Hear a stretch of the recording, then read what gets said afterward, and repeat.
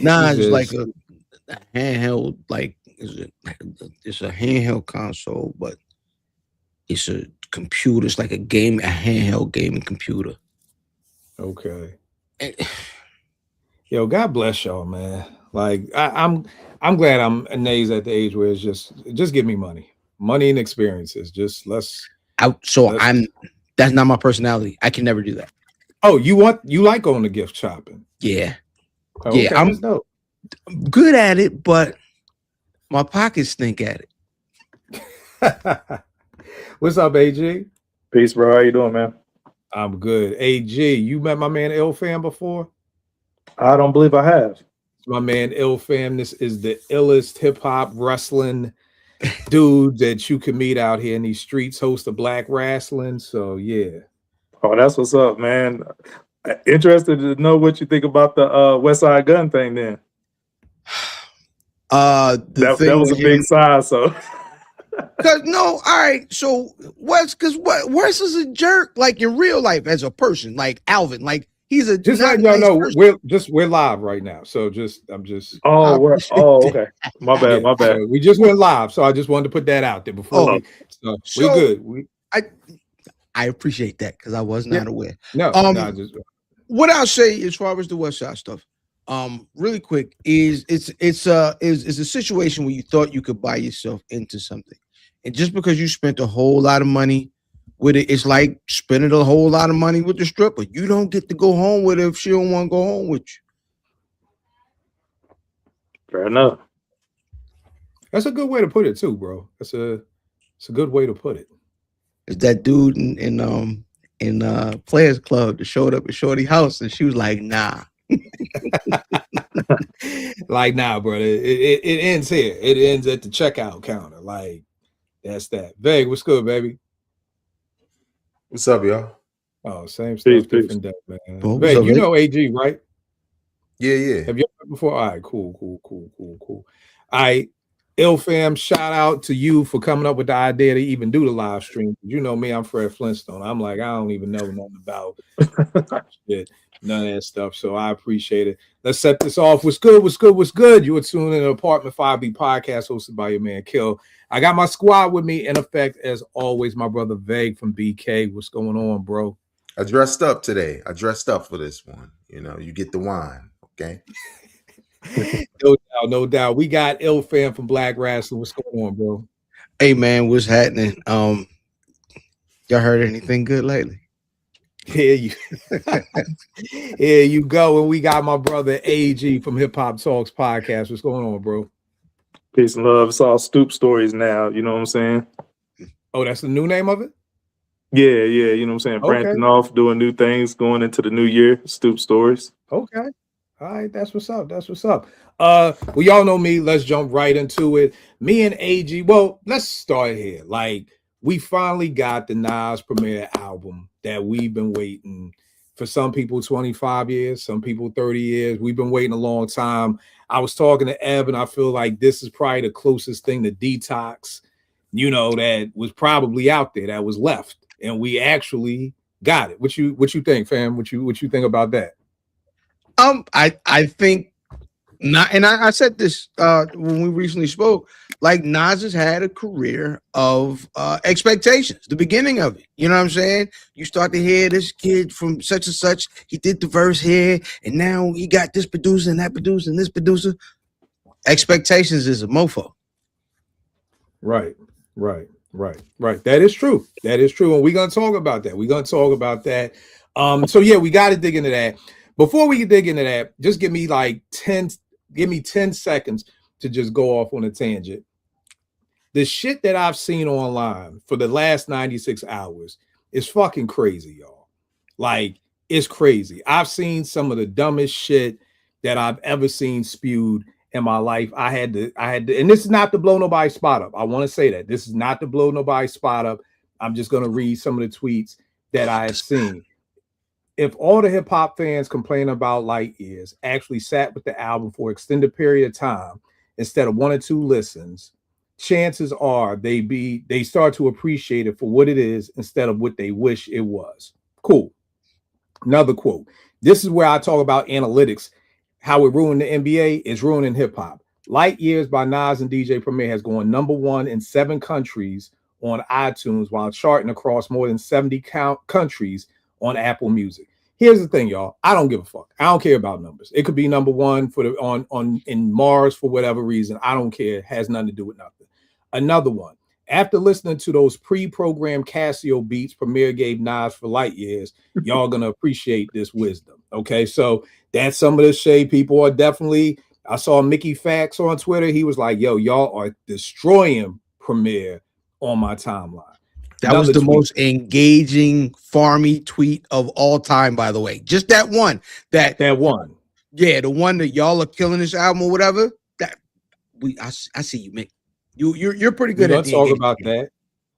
Just dropped today, already on my 5th spin. Nas and DJ Premier Light Years is pure boom bap perfection. Primo's chops are dusty and knocking like vintage Gangstar.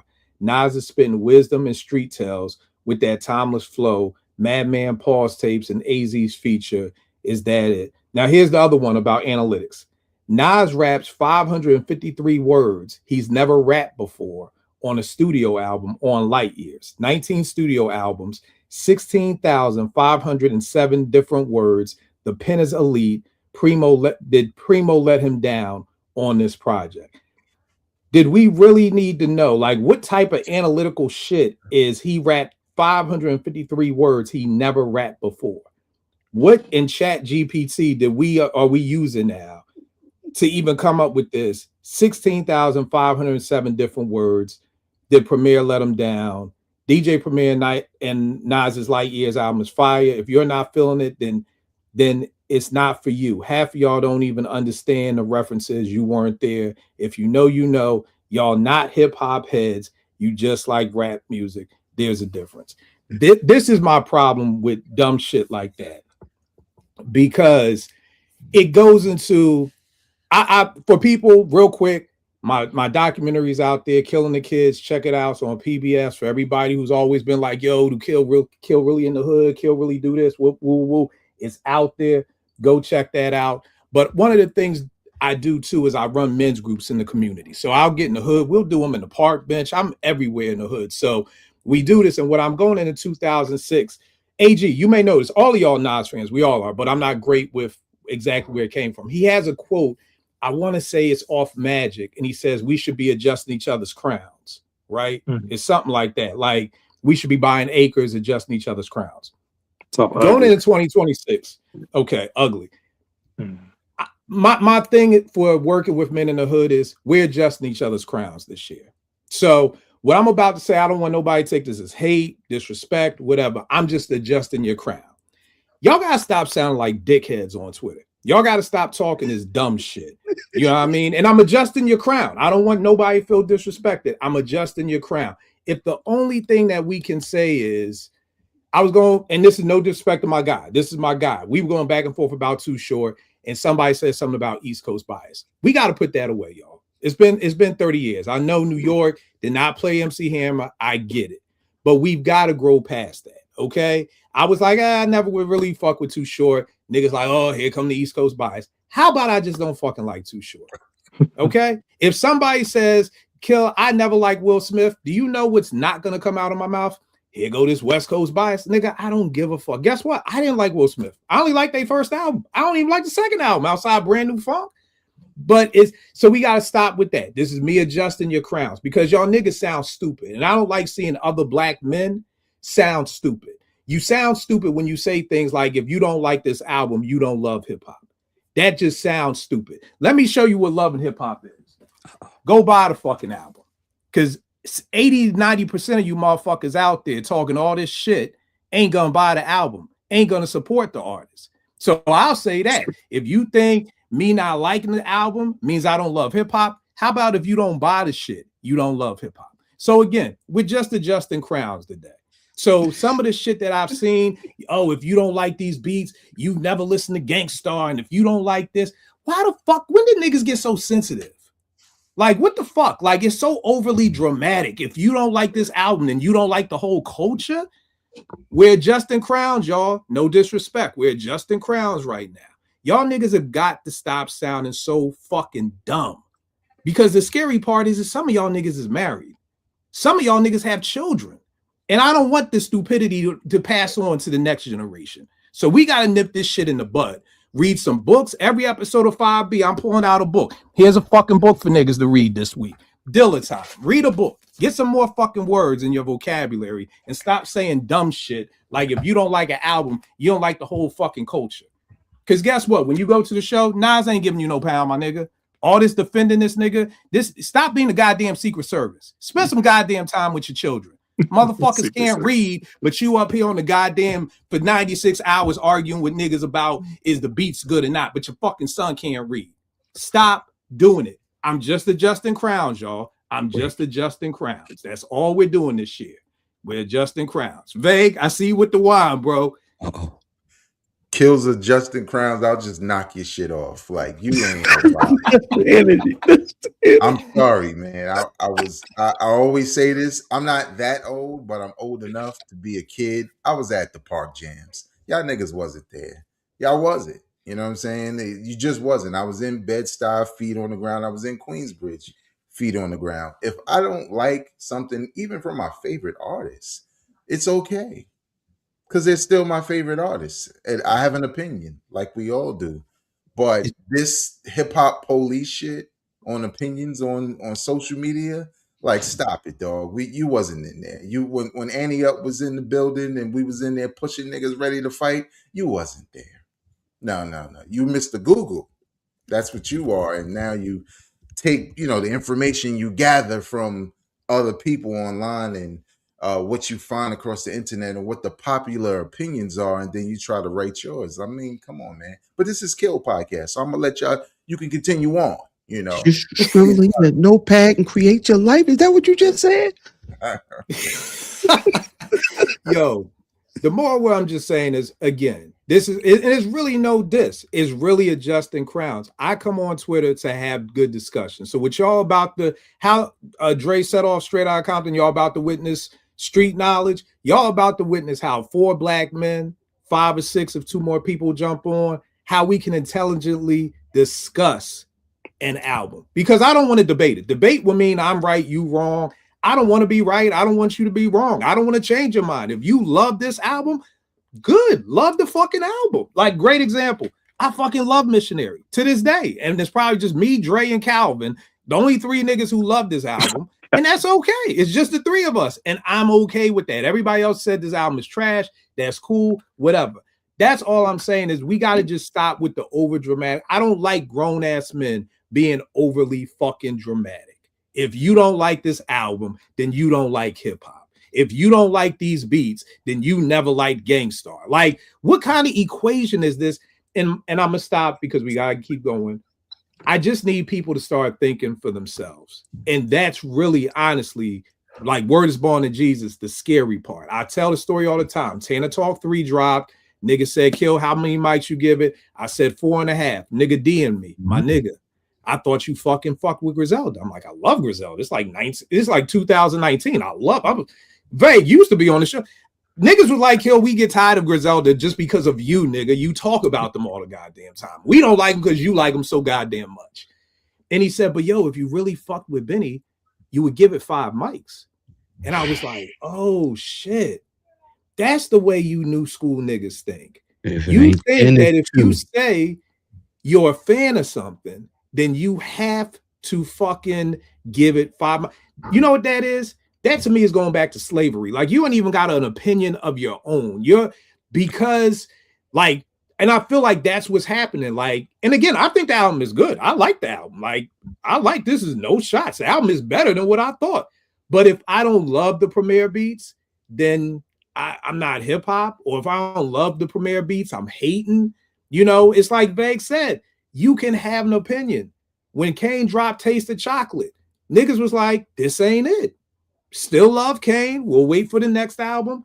But niggas wasn't like, well, yo, you a Kaneite, so you got to say it's a 5 mic album. No, nigga, we knew how to think for ourselves. Yeah, fam, I don't know these niggas. They got names, the Navy and the Beehive and the Barbies and the Kaneites and all that shit. Nigga, we just liked hip hop. So what's the Nas niggas? I call them, Queensbridge Warriors. I got names for all of them, but you know, Queensbridge Warriors. Yeah. Queensbridge Warriors. But all I'm saying is we're just adjusting crowns. Let's learn how to have a discussion. That was my soapbox kick. All right, boom. Wanted to get together because me and AG was talking on Sunday, and I was like, yo, we got to do a joint. You love the album, you like the album, somebody who dislikes the album. Get us all together in the same room, have a good discussion about the album. Now, AG, if I'm not mistaken, you love the album, right? Correct. All right. Fam, how do you? I haven't chopped it up with you because I want to do this live. How do you feel about the album? Is it a love? Is it a like? How are you all with that? I don't know. I don't know where the line is between love and like, but what I'll say is every time I haven't even gotten to the Conway yet. Every time I listen to this album, I like it a little bit more. And I don't know. I ain't gonna say I don't know if I'm forcing it on myself, but it's like, nah, I just like the album. So I think I would go strong, like could love it tomorrow. All right, strong pass. You got strong pass in your hands. Okay, got you. Veg, where are you at? Like, love, dislike. I like it. Definitely can't say I love it, but also can't say I don't like it or I hate it. So I'm in the like category. Good album.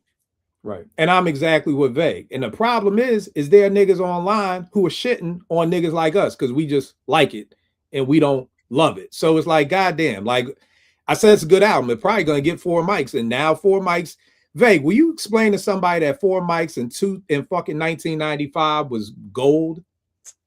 Man, listen, I was going to get that album if it was 4 mics because classic was rare. 5 mics was rare. So if you got 4, that meant that was a good album worthy of your time. So yeah, I don't think, again, another thing people Google and just decide, oh, I'm gonna add that to my arsenal and I'm gonna change the definitions. Come on, man. He wasn't there. Right. And fam, you gotta teach me about this live stream shit. Okay, I'm shouting people out. Nick is in the building, Dutch is a BK, Duriel Moore, yep, the K Knights. Yep, Duriel Moore, you're 100% right. You can't win. JR is in the building. Shout out to everybody in the chat. Keep them coming. I'm trying to do both. And like my man just said, you can't win for losing. It's either a classic or it's trash. And we got to move away from that. So let's do this. Expectations. Let's just talk about our expectations for the album. I've been talking all day, so I'm gonna go last. AG, set us off. What were your expectations for this album? Real quick, before I get to my personal expectations, if it's cool, just to that extreme mentality of everything is either classic or trash. I think where the line is, if somebody, where the expectations were for this album in general, I think everybody put the stamp on that it had to be 5 mics when it came out. I think that's where the problem is. And when people like, yourselves with respect to hip hop opinions come online and said, I don't love it, I like it, and not putting the onus on you, but if you say I give it 4 mics, in your mind, you're saying that's a strong 4 mics. I think that's a good album. But the people that go to you for your hip hop opinion are looking at it like, well, hell, it must be a failure. You know what I'm saying? Because we got a lot of people out here that don't think for themselves. They don't live with the album and soak up the album for themselves. It's like a group think mentality with the Twitters and, all the social medias of the world. So they go to certain people for their hip hop opinions and, they want that cosign. They want that stamp of approval. They want it from, whatever, podcast, the Joe Budden podcast or what have you. So if their favorite, outlet says, well, I'd give it a solid 4 mics, and they wanted it to be at that stamp of approval of a 5, they're looking at it like, well, man, the album that I wanted to be a 5 is a failure. You know what I'm saying? It's not, because this was like a 5 robust type expectation for an album, across the board for a lot of people. Now, as far as my personal expectations, I didn't set the bar that high. This album, I think this album is going on 30 years in the making. And although the album was 30 years in the making, I think people expected Nas and Preem to be who they were 30 years ago. And those are not the same thing. I think people wanted Nas to be Nas from 96 on It Was Written or Illmatic, and Preem to be Preem from Moment of Truth. You know what I mean? And then you know, you rebut that when they say, no, I don't, you know, expect them to be that. And then you say, well, I like the song New York State of Mind Part 3. And then they say, well, nah, that ain't messing with New York State of Mind Part 1. You're referencing a song from 30 plus years ago. So the math ain't mathing. Let me say something with that. I think the problem with that is that, and I said this on the last episode of 5B, when you name a song correct after a classic song, nigga, that's on you. That's your correct. fault, nigga. If you want to go out and say, I'm gonna make Goodfellas Part 2, you've already set the fucking bar, my nigga. You might as well just say you want to make a whole new movie, because the second you say Goodfellas Part 2, that's on you. You yourself have rate. That's why when I saw Third Childhood, I was like, I don't know about this, y'all, because niggas are already, so they got to take some onus with that. Like, you got to know that if you come in the door, if Pete and CL get back together and they say, yo, we doing a Troy Part 2, from the time that you say that, just understand that that Troy Part 2 better be the motherfucking shit. Because if it's not, you can't blame me for having high expectations, because you want to go far. It's the same shit niggas do. Your album, throw a couple of duds out there. What do niggas do? Oh, Cuban Only Built for Cuban Links Part 2. We back. Oh, Do or Die Part 2. We back. Nigga, and the get back is to get people hype again, because you only do that when you dropped a couple of duds and you realize, damn, I need to get everybody back. Nothing will get a nigga back than renaming their next album after their best album. That's what they've all done. But just understand that you yourself are raising the expectations when you do that. So yeah, niggas are gonna be like, yeah, New York State of Mind Part 3 ain't as good as Part 1 or 2, but that's because y'all could name that something totally different. Y'all could name that Streets of New York or Queensbridge. And I was going to get to that. I think if they would have even say nothing. If they would have, I think it would have had a different, you know, people would have liked it a little bit better. I say the same thing about Magic 2 all the time. I think Magic 2 would have got a better reception had it been named something different. Supreme Clientele 2, I think Supreme Clientele would have got a better reception if Ghost would have named that something different. It's a lot in a name, so I agree with that, Kill. But as far as personal expectations, I'm a big Prime 1 fan. I'm a big Royce fan. So the beats on Prime 1, that's the bar that I set for Preem, because I said it's fairly recent enough. It's not reaching back 20, 30 years ago. It's reaching back fairly, like, I think it's within the decade, maybe. Like, I think that was maybe 2015, 2016. I think I said about 10 years ago. Yeah. Prime 2, I wasn't as big of a fan of, but Prime 1, it was damn near close to 5 mics for me. I give it about 4.5. I give it 5. That's a classic for me. Yeah, like I said, if Preem can hit that Prime 1 level on the beats, I was like, I'm satisfied. As far as Nas's task, I said if Nas can rap on the level of what he was hit on Magic 1 and KD3 on the mic, he hit the assignment for me.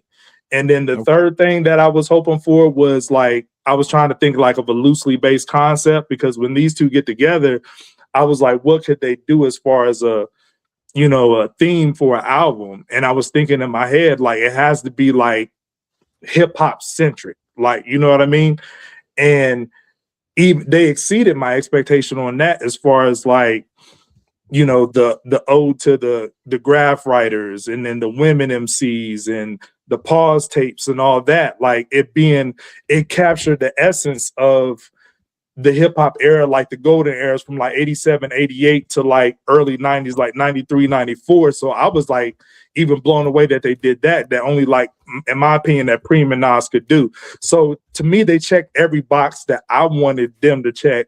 So they loved the album, because I will put this on par or a little bit better than Prime 1 with the beats, because I think Preem is lauded for his side mission, his side quest beats, like the Biggie, Jay-Z, and Nas joints, right? Like his Gangstar beats, the like album cut joints. I think Preem only has one album that I would say is 10 out of 10 from front to back, and that's Moment of Truth. Like, Hard to Earn, Step Into the Arena. I would give them like 9s, even Group Home, like 8 or 9s out of 10. Sunrise in the East. Like a lot of those joints, I wouldn't give 10 out of 10 productions. That's why I have RZA over in him, because RZA has Cuban Links, he has Liquid Swords, he has 36 Chambers, 10 out of 10 beat tapes from front to back. Primo's magnum opus is Moment of Truth. So I don't know why people were expecting Light Years to be 10 out of 10 from front to back, because Primo hasn't did that multiple times over. He's more lauded for his side quests beats, in my opinion. Yeah, I was gonna say, bro, I think most of the albums you name, most people have it 5 mics. Group Home, Sunrises in the East, Daily Operation, Hard to Earn. I'm a Primo disciple. Like when I first started making beats, that's why when niggas like, oh, if you don't like this, you don't fuck with Premier. I'd be like, nigga, shut the fuck up. Just shut the fuck up. Stop. I mean, the beats themselves, the beat tapes is 10 out of 10? Like the production from the back's 10 out of 10 on those albums? Oh, hell yeah. Daily Operations, Step in the Arena, Hard to Earn, Group Home, Sunrise. Hell yeah. That nigga was on a run. Like, and again, I get it. That's your take. I mean, my take is like, nah, like this nigga is like, and again, like you said, if you got RZA over him, or you got Preem at 2, or wherever it is, as long as somewhere I got Preem at 2, but I think Moment of Truth is the only front to back album production wise he has that's like flawless 10 out of 10. So I think that's why, for me, I think people were expecting 10 out of 10 front to back. I think Nas was 10 out of 10 on the rhyme side of things. I think he's spitting better than Magic on this album. And I think he's spitting better than KD3 on this album from front to back. But I give Preem about maybe an 8 out of 10. You know what I'm saying? Like, if you think that's being generous, no lower than a 7 out of 10 on this. But I think Nas is making up for it with the lyrics. But Nas has quite a few albums that's not 10 out of 10 on production either. Like Stillmatic's not a 10 out of 10. Hold tight. We're gonna get there, but let me get the vague. What are your expectations, bro? All right, let me set my expectations so these Twitter niggas don't try to set them for me. Set her up, this nigga, cuz. Right. My expectations were a little bit more neutral. Obviously, as a longtime fan of Gang Starr and DJ Premier and all his production, whether it was within Gang Starr or within the family or Big J and Nas, sure, that was a long time ago. I couldn't have those expectations because I was still listening to Preem's production today, and not just Prime, right? Even the people he worked with who we don't really know like that. So I had my expectation was kind of low for production, and I was just looking to be surprised because Pete Rock still exists, and I know last year those beats were amazing, but I never wanted Pete better have Mecca and I was just about to pull this joint out right here. Main ingredient. I never really had those expectations for that album, the Auditorium joint, but I was blown away by the production that he was doing today. So with Primo, I kind of knew what we were going to get, but I was kind of hoping that he would feel a little bit challenged by people, naysayers, and people who say he still doesn't have it. So that's kind of how I walked into the album. Initially, I felt like, everything isn't where it needs to be. Obviously, I listened a couple of times, and some songs that I didn't really like, especially on the production side, I wound up liking because you can't help the fact that you've been listening to these guys for years. You're gonna have those expectations, no matter how old they are, and that's great. But at the same time, my expectations weren't that high, and I think one of the things is I like the fact that this album exists, that they actually did it at a time where they still could do it. I may not have gotten the premiere that I thought we could get, even if it's not from back then. But at the end of the day, there are more songs and beats and verses and everything on here that I like than what I dislike, to Kill's point. So me skipping New York State of Mind 3 doesn't make the album whack. I just don't like it. Like I don't, and it's a number of things. Some people have mentioned things in the comments like sequences and stuff like that. Those are the things I'm hearing that are off. They're just naturally off. But there's more good than bad to me on this project. Right. Shouting out everybody. Spence is in the building. Spence. Mayman, Stephen Arena is a top 10 all time for me. 3.5 mics is growing on me daily though. Sean, I gave Primo beats on his album 7.5. Nas was in the pocket on this album, my opinion. He blew magic output out the frame. Pete Rock killed it on Auditorium. So definitely, I'm shout out everybody in the chat. Keep it going. Fam, what about you? Quick, My bad. Just to help you out. You said you old man. If you click on some of those comments, everybody can see them on the screen. I will click on them. Yeah, there you go. Hey, look at that shit. Look at this. See, this is what happens when you fuck around. I tell y'all, I'm Fred Flintstone over here, man. I'm not George Jetson. Okay. Hey, babe, can I say something real quick on the Auditorium? I'm the inverse of, I guess, you and Kill. Like, I'm the inverse of that because I thought the Auditorium was, I like that album, but I thought the beats were a little sleepy on that album. So I'm the inverse. I like it. I didn't love the Auditorium like most people. So how y'all feel like about Light Years, I feel about the Auditorium. Right. And the funny thing is that, oh, I'm sorry, fam, you knock it out. What were your expectations with this? Expectation wise was, so it's I'm almost like this with every album. Like, all right, what's the artist, right? All right, this is Nas first. It's a Nas album. You know what I'm saying? It's Nas and Premier, but it's a Nas album. So I'm already expecting it to be good, right? So you got to pass that baseline. Now you add Premier, the expectations, jump up. But what the brother said earlier is the album, this album was 30 some years in the making. And I will disagree there.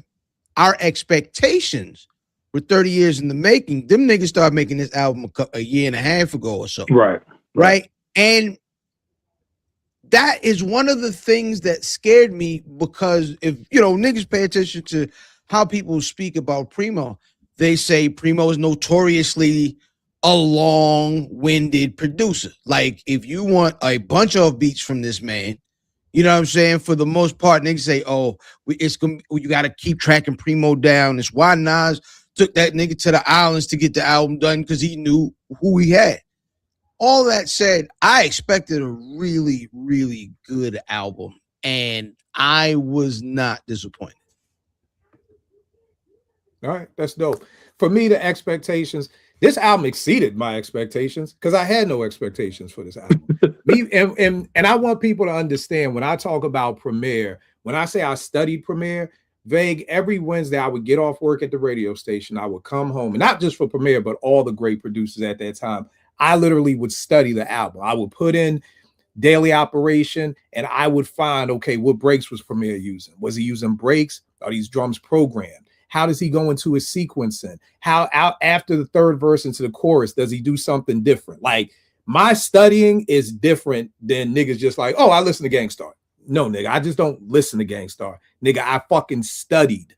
What scratches is he using? What drums are those? What break beats are those? Like, I studied this shit. So for anybody out there saying, oh, killing Premier is my GOAT with Dilla. It's like the 1 and 2, A and B, they can go back and forth. So for anybody to even think for a millisecond that me saying I don't think Preem still has it, I feel like Preem right now is like Jordan on the Wizards.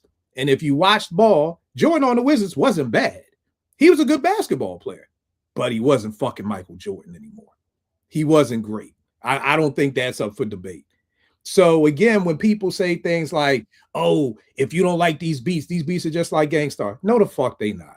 Please don't try to tell me anything off this album sounds like Code of the Street. Fuck all the big shit. We can go to the B-side shit. Don't tell me nothing on here sounds like fucking some B-sides off the fucking Even So What's Up, Robin Hood Theory, New York. I don't know, man. I mean, here's the thing, and we all have our opinions. But the thing is that these beats ain't that. Preem's drums have no swing to them. For the person who doesn't produce swing, it's like boom, not just boom, boom. Like that MPC 60 Magic, that's what they call it. Like the drum swing. Ain't no swinging on here. Ain't no dancing on this joint. These drums are like in the pocket, stale almost. You know what I mean? And again, I don't want to change anybody's mind. But to me, there's no way that you could put on this album and put on Hard to Earn and be like, yo, these beats are equal. Like, I just can't see that. I have no idea how. And again, this is my producer hat on. I do want to talk just from a fan perspective. For me, I know when a beat is dope as shit because I gotta go come in here and turn on a machine to make a beat. That shit is so fucking crazy. I want to make a beat. Ain't shit on this album making me want to make a beat. I can tell you that. I heard better beat. I like the beats on the Rock joint better. That actually set my expectations a little bit. Really? Yeah. Which That Armani section, nigga. When I heard that, I was like, you ain't give this to Nas? I thought that was pretty basic. Again, we 180 over here today. Yeah, You know what I mean? thought that was pretty- Which is cool. But what I do want to say about expectations, because AG, me and you were talking about this, and a lot of people talked about it. It's like, Kill, you can't expect Illmatic. And what I want people to understand is I wasn't expecting Illmatic, but I was expecting a 5 mic classic. There's a difference between the two. Great example. Hell Hath No Fury. Most people think that as a 5 mic album. Like most people. 5 mic album, right? When I heard the Clips after 16 years, we're coming back with Pharrell, I was expecting a 5 mic album from them. Did I expect it to be better than Hell Hath No Fury? No. But I can still expect greatness from people who do great shit. Those are two. The thing with, and y'all know me, I do marriage coaching. This happens all the time in relationships. People mix a whole bunch of shit up together, and it's not the same thing. So no, I wasn't expecting Illmatic, but yes, I do expect, if you're telling me Nas is the GOAT and Premier is the GOAT, nigga, fuck am I supposed to expect? Subpar shit? No. Like, if you save up your money to fucking go take your kids to see LeBron courtside, even though LeBron is in his 20th season, you still want to see the nigga put in some work. You still expect something out of Bron. You know what I mean? So again, this is the gift and curse of being great. When you are great, people expect greatness. Let your kids come home and always be straight A's, and then one day they come home with an F. You ain't just gonna be like, oh, okay, well, it's okay. It's gonna be like, yo, what the fuck happened? Because they've set the fucking bar for what they bring home. They have set the bar. You know what I mean? If you and your spouse, if you're used to your spouse coming home and y'all all lovey-dovey, now they come home and they ain't lovey. Whoa, what happened? What's going on here? So when you set the expectations to be great, don't get mad when people expect great shit from you. Can I? Oh, my fault. AJ, now we go to you, Veg. Yeah. Whichever one. Veg, you go. Go ahead, Veg. I was gonna say, I'm glad you brought up the point about Swing, because I did a review of the 7 albums or whatever, and shout out to Ak. And Ak, who is a producer, said the exact same thing. Boo Man, who's in this comment section, said the exact same thing. DJ Rap, who's in this comment section, said the same thing. These are producers. So it's easy, and I'm not saying anybody's saying this, but it would be easy for someone who's not really thinking about it in that way, is not really listening to the production intently in that way, as opposed to, you know, how it makes you feel. Because as an MC, I'm listening to Nas, what he's doing with his pen in that way. So some people just have ears tuned in different ways, where we're all fans, but you may not like something like the sequencing. Someone else may be like, what is that? All I know is I hear good shit on this album, and that's all I know. So everything is subjective, but at the end of the day, we got what we got. And quite honestly, this is not damning DJ Premier to hell and now he's just whack. It's just saying there was a certain bar that was set, and just coming up to that bar is good enough. But there are people who feel like it was whack. And, you know, again, I'm not one of them, but some people felt that way. So. Yeah. What you gonna say, AG? Real quick, 2 things. My biggest critique on Primo's production, you said the swing. My thing is he's not layering the beats as much as he used to previously. It's more kind of simple elements, you know, the voice sample, scratch, and simple elements. He's not putting as much sound layers in them as much as he used to. That was my main critique of what his production soundscape was. But to what your analogy was, Kill, I'm just playing devil's advocate, and I had this question for you as far as like comparing the clips, which was a good comparison. But the Hell Hath No Fury and the New Clips album, Let God Sort Them Out. That's more of a 1-to-1 comparison, if you will, because granted, the Neptunes produced the last album, and this was kind of Pharrell on a solo mission producing this one, and you expecting greatness again. Whereas you said you wasn't necessarily looking for Illmatic, but Preem only played a major role in Illmatic, but he wasn't at the helm of the whole project, right? He played a role in doing Represent Memory Lane and New York State of Mind, but that's only a fraction of the album, which is a great portion of the album. But you have to spread that out on this project over 15 tracks. And I think that lends itself to great lofty expectations all these years later. If you're taking that small sample size on arguably the greatest hip hop album of all time and saying we're getting this all these years later, and you're expecting those 3 songs at that level over 15 tracks. Well, the thing is we skip Illmatic. I was saying Illmatic just for now. We could say Moment of Truth. We could say Sunrise in the East. We could say any of the albums that Premier produced throughout the 90s. You know what I mean? And at the end of the day, like I said, and me being a producer, it's very hard for me to take the hat off. And like Vague said, you see all these producers in the chat. Lack of swing killed me, bro. No swing, no swing. The drums don't dance. They just don't dance. I mean, to the point that I really want to ask Preem, like, yo, what the fuck is up, my nigga? Like, what happened to the swing? Like, I have so many different philosophies on why Premier's beats have changed. The sounds have changed. Ever since Eddie Sancho, who was his engineer, left, it ain't been the same. Now, I don't know. Eddie Sancho is real. He's real talented. Right. Ever since Eddie left, it's been kind of different. Ever since they left D&D, it's been kind of different. Ever since he got off the MPC 60, it's been kind of different. And that's underrated, the space that you create music in. Certain magic is created in certain spaces. That's right. So again, I think the album is good. And again, like Vague said, just to go back to people in the chat, thank you for everybody tuning in and being live in here. At the end of the day, if I critique you, it doesn't mean I think you're trash. It doesn't mean I don't like you. It doesn't mean like I've had niggas tag Premier on Twitter if I'm like, nah, I wasn't feeling the beats. I'm like, God damn, niggas, you want this nigga dick that hard that you untag the nigga? Like, but again, Premier I've had plenty of conversations with plenty of producers on Twitter. I'm not gonna be like, oh my God, Premier, you're in the chat. Okay, I'm sorry.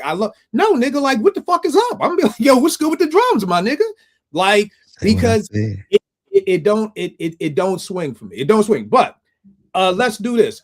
Now, you love the album, AG. So what I want to come with you, the question was, what are 3 things that you're disappointed in this album? But because you love it, I want to flip it. Like, what are 3 things that you really like about this album? But let me start with Fam and go around the other way. So Fam, you can say it any way you want.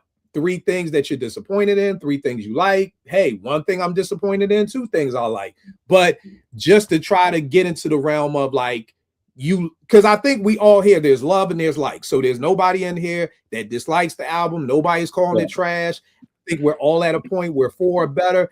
There's no need to rumble over 1 mic to get to a 5. It's a good album. So I will say, I'll say this one thing before we get to that, like 2 likes, love, whatever. The one thing, Kill specifically, actually, Kill and Vegas specifically, y'all ever seen that movie Sorry to Bother You? And if you haven't seen the movie, have you ever seen the scene where the 2 brothers are like, I hope your days are great? Oh, yeah. You seen that scene, right? Yeah. You guys, y'all are saying this is a full mic album. But if you just listen to the tone of your voice, you can hear the disappointment, right? and so the tone, right, is coming across. And when you hear that way, it's almost kind of, but then when y'all just said what y'all said about the beat swinging, right? It's like, okay, I get it. And it goes back to expectations. I expected this. But there are joints There are no joints on here that swing. But there are very, very good songs on this album. Right? Question right there. Let me pause right there. I'm gonna give it right back to you. There are very good Mhm. songs on this album. Mhm. Is that the beat or the rhyme? Because, like, I think AG or somebody was saying in the chat, not AG, somebody was saying in the chat that Nas is what held this album together. I always say when me and Vegas come together to make an album, I want to bring 100%. I want him to bring 100%, and the album should be 200%. You know what I mean? It shouldn't be I'm bringing 50 and he's bringing 50. So what I've seen from people, and again, I'm not saying these people are right or wrong. Believe what you believe, is that Nas held this down. Like, Nas was the anchor of this album. Nas did his part. It's kind of like what we were saying about the LL album. It's like LL did his part. He understood the assignment. Q-Tip fucked up this album. That was what was like the roundabout. I spoiled it? You don't like The Force? No, I think it stinks. Oh, You know, no, I think it not stinks. production. Nah, Tip. LL understood the assignment. I just think Tip. I like that. Join Nah, them. LL was in his bag. Yeah. Yeah, The LL did production the was assignment. okay, but LL was in his bag, though. So I'm just asking you, fam, good beats or good songs? Because the song can be good. I'll give you a great example. When I heard, and again, it's hard for me, y'all. And Vague, maybe it's the same thing with you and your pen. It's very hard for me to take the producer hat off. So as soon as I heard Writers, and I'm like, oh my God, this motherfucker is using the fucking Spread Love break. Like, oh my fucking God. You're not going to chop it. You're just going to fucking loop it. And again, the average civilian has no idea what the fuck I'm talking about. Your ears Spread different. Love Yeah. break. What the fuck Yeah. is the Spread Love? So breakbeat people have been using since I was in motherfucking middle school. So, but here's the thing, you know what? But Nas annihilated that writer shit. The way he's spitting, that nigga brought that shit home. But again, I it's like you said, I get the question I'm just asking. You said that they made good songs, but were the beats good? No. So if a beat is whack, it's not for me. If the beat whack, the song ain't good. Right? Okay. All right, just If asking, the- just asking. If the lyrics stink, the song ain't good.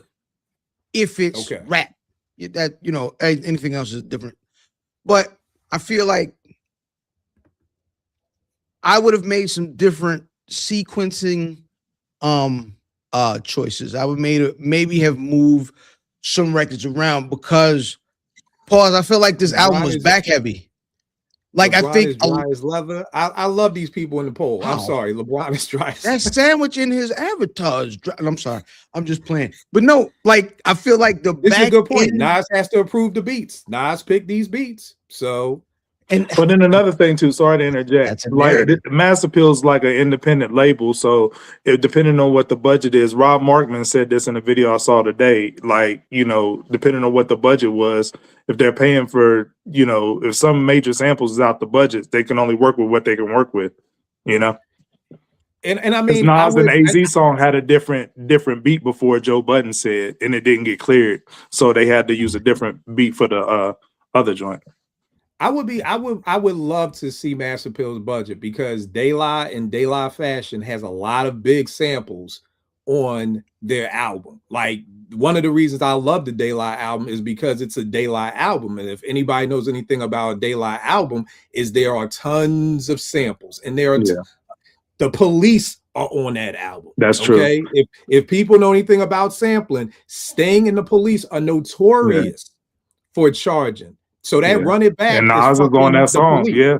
Yeah. There's Roy Ayers on that album. Jermaine Jackson is on.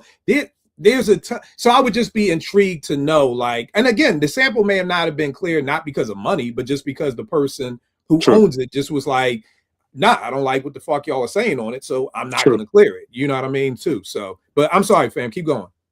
I really liked the intent of the album. It might be my favorite thing other than like Nas's rhymes.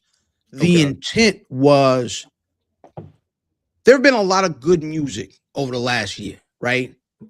This project specifically pointed culturally, because rap music doesn't point culturally at hip hop much. It's just, we're trying to make good songs, right? This specifically was pointing at culture and saying, yo, graffiti writers, female, she like the process, you know what I mean, the pause tapes and there was a very intentional feel. They were trying to make you feel hip hop, right? And it's probably why you got the break that you was mad that he used, because I think all that stuff was done on purpose. These niggas was like, I want this to smell like cedar and Cedric. Like, I want this to be like, you know what I'm saying? And I think that was their intent. And that might be one of my favorite things in this album, is that what they were trying to do is make you remember, yeah, we all love rap music, but hip hop is a culture, and it's the thing that made both of us legends into what we are. Right. Right. Let me say this real quick, because Will Music 6090 said it. And before y'all get carried away with this whole no swing thing, understand it's 2025, not 1995. They obviously wanted to try to reach the youth with this album. Keyword I don't like in this is obviously. Obviously, they're not trying to reach the youth. Do you think Nas and Premier made an album for the fucking 25 and under crowd? They don't fucking know who not. I work with kids, everybody. Remember this, people. I work with kids from pre-K all the way up until they graduate college. So from fucking 4 to 24. My kids don't fucking know who no Nas is. They don't know who no Premier is. They're not making this music for the youth. This is not obviously, people still use swing. If you like the De La album, maybe we should do a live and I can break down this shit for everybody. Because we can go over some of these Mobb Deep beats. They still use swing. This is not swing is played out. Nobody does that shit no more. Nah, nigga. It's like Jordans. We don't rock Jordans no more. It's not 1992. They was not trying to make this album for the youth with this album. You know what I mean? This was for, like Fam just said, this is for hip hop, which is one of the reasons why I love it. Fam, you make a good point, because you're right. I am disappointed because I didn't expect much. But then the week of, I was super hyped, and I was like, yo, that might be my fault. These niggas but these niggas could give me the 5 mic, because again, I got it with this. To me, I give it a strong 4.5. It may get 5.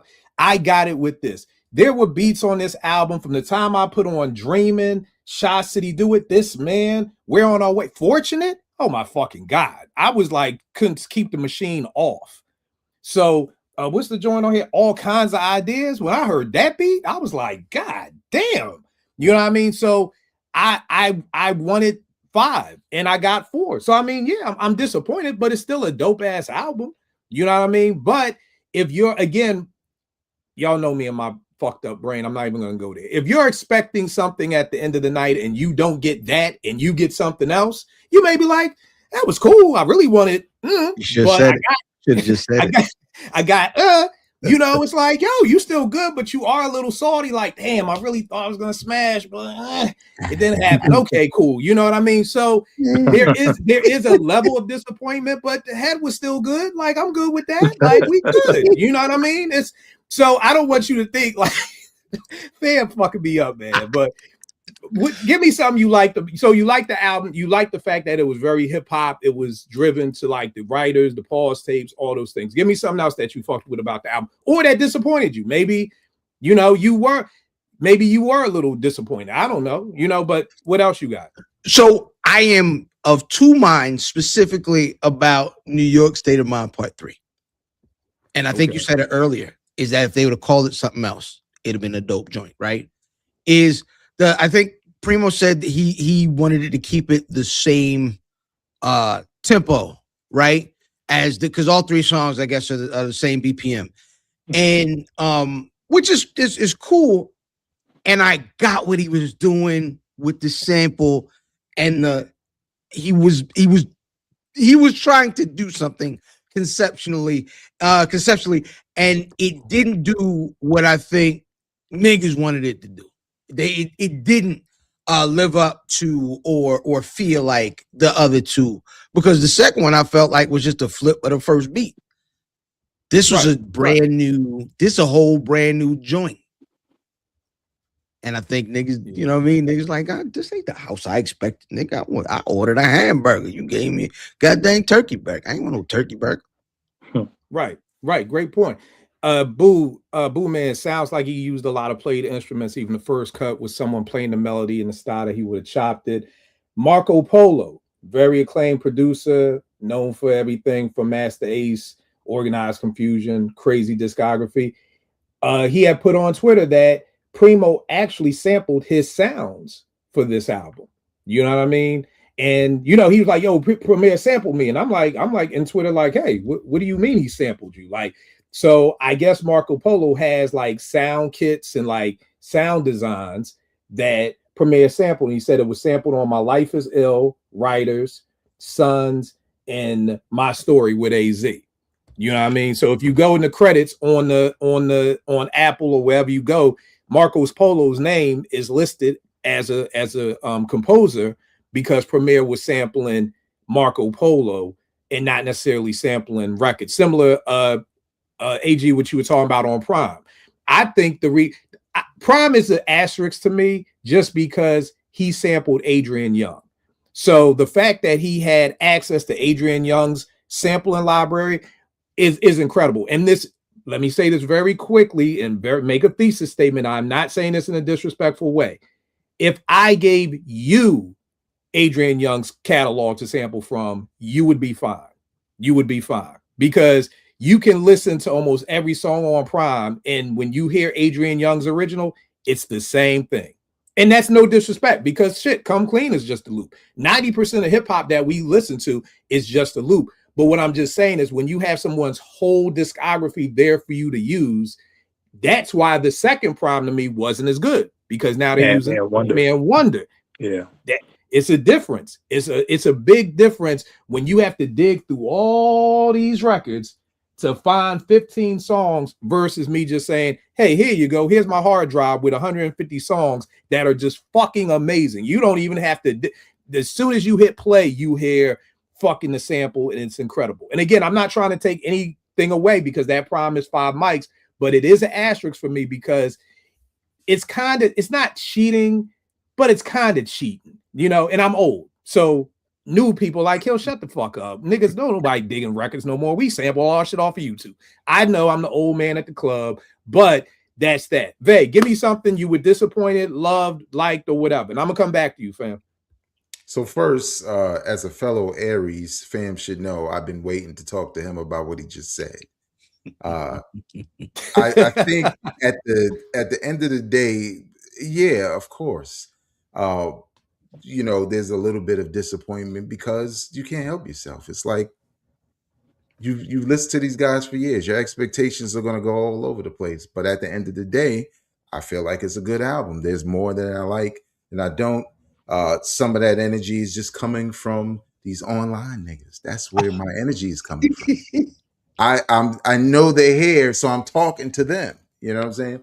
But because we didn't get to do this yet, one of the things I love, and fam said it, was I just love when I heard pause tapes, which I used to actually do, and writers back to back.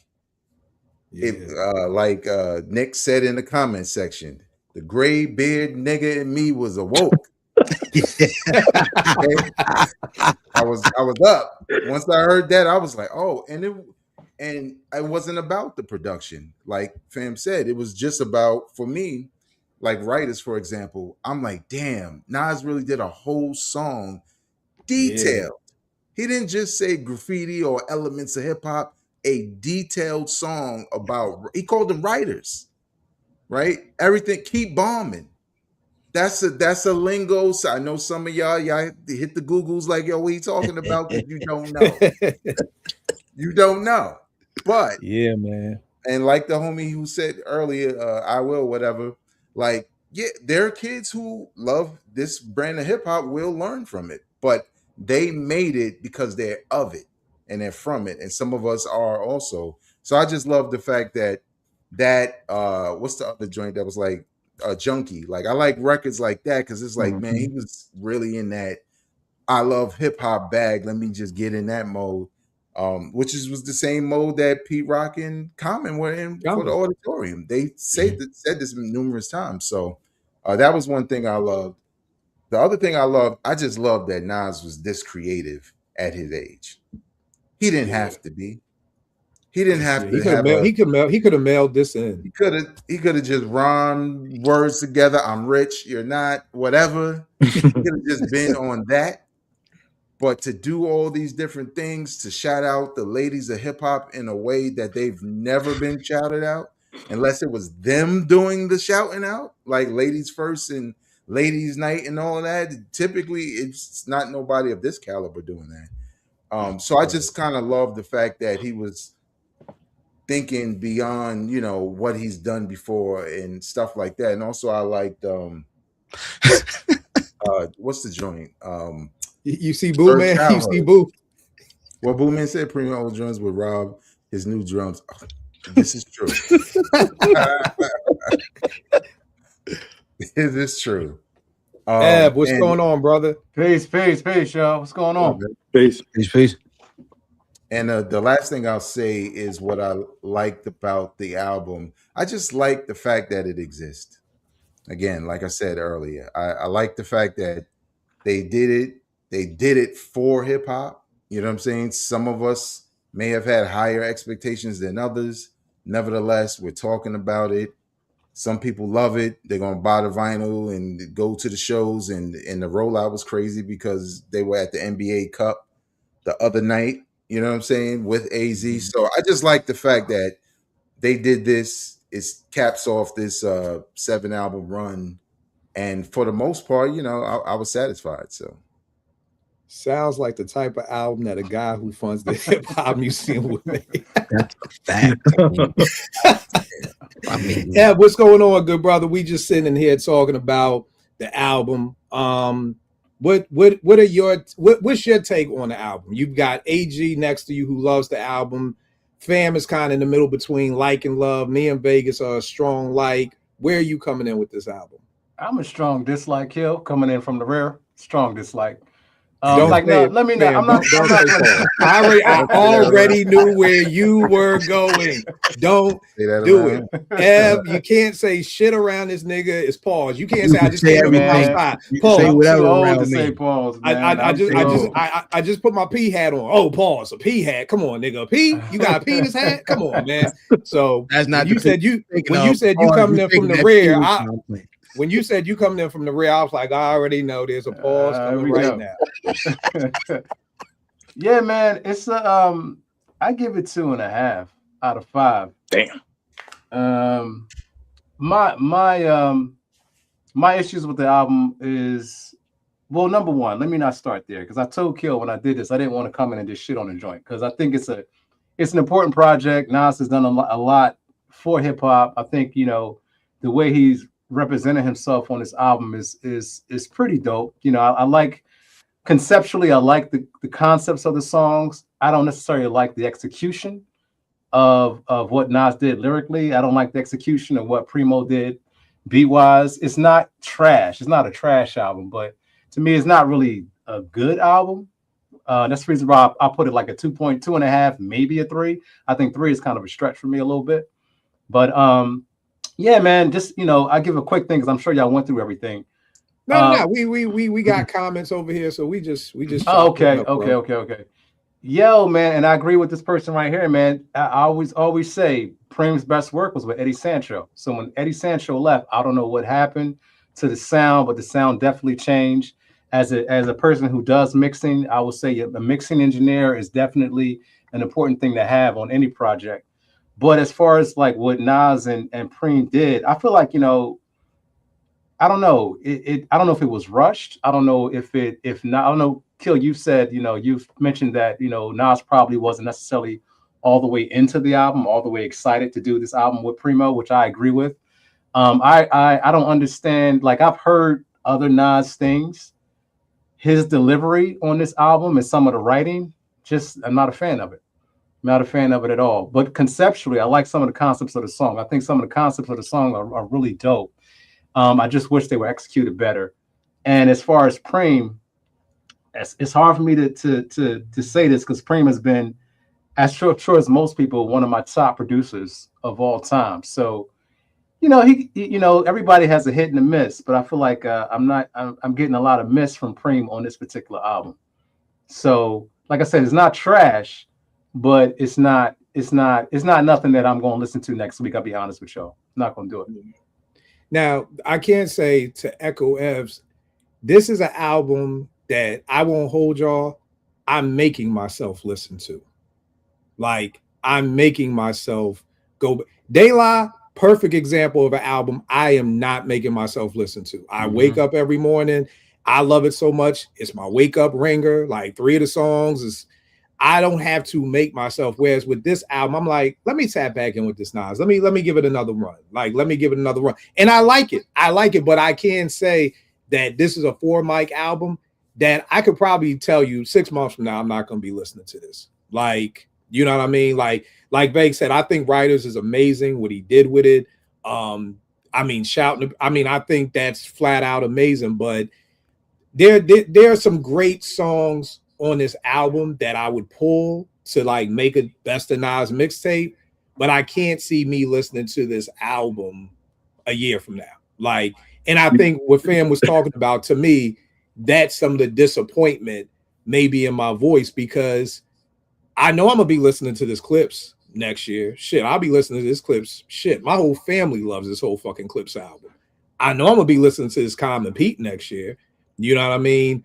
And it is kind of disheartening for me to say that 2 of my favorites don't get into that category, because I like Nas and Premier more than I like Pharrell and Malice and Pusha. I like Nas and Premier more than I like Pete Rock and Common.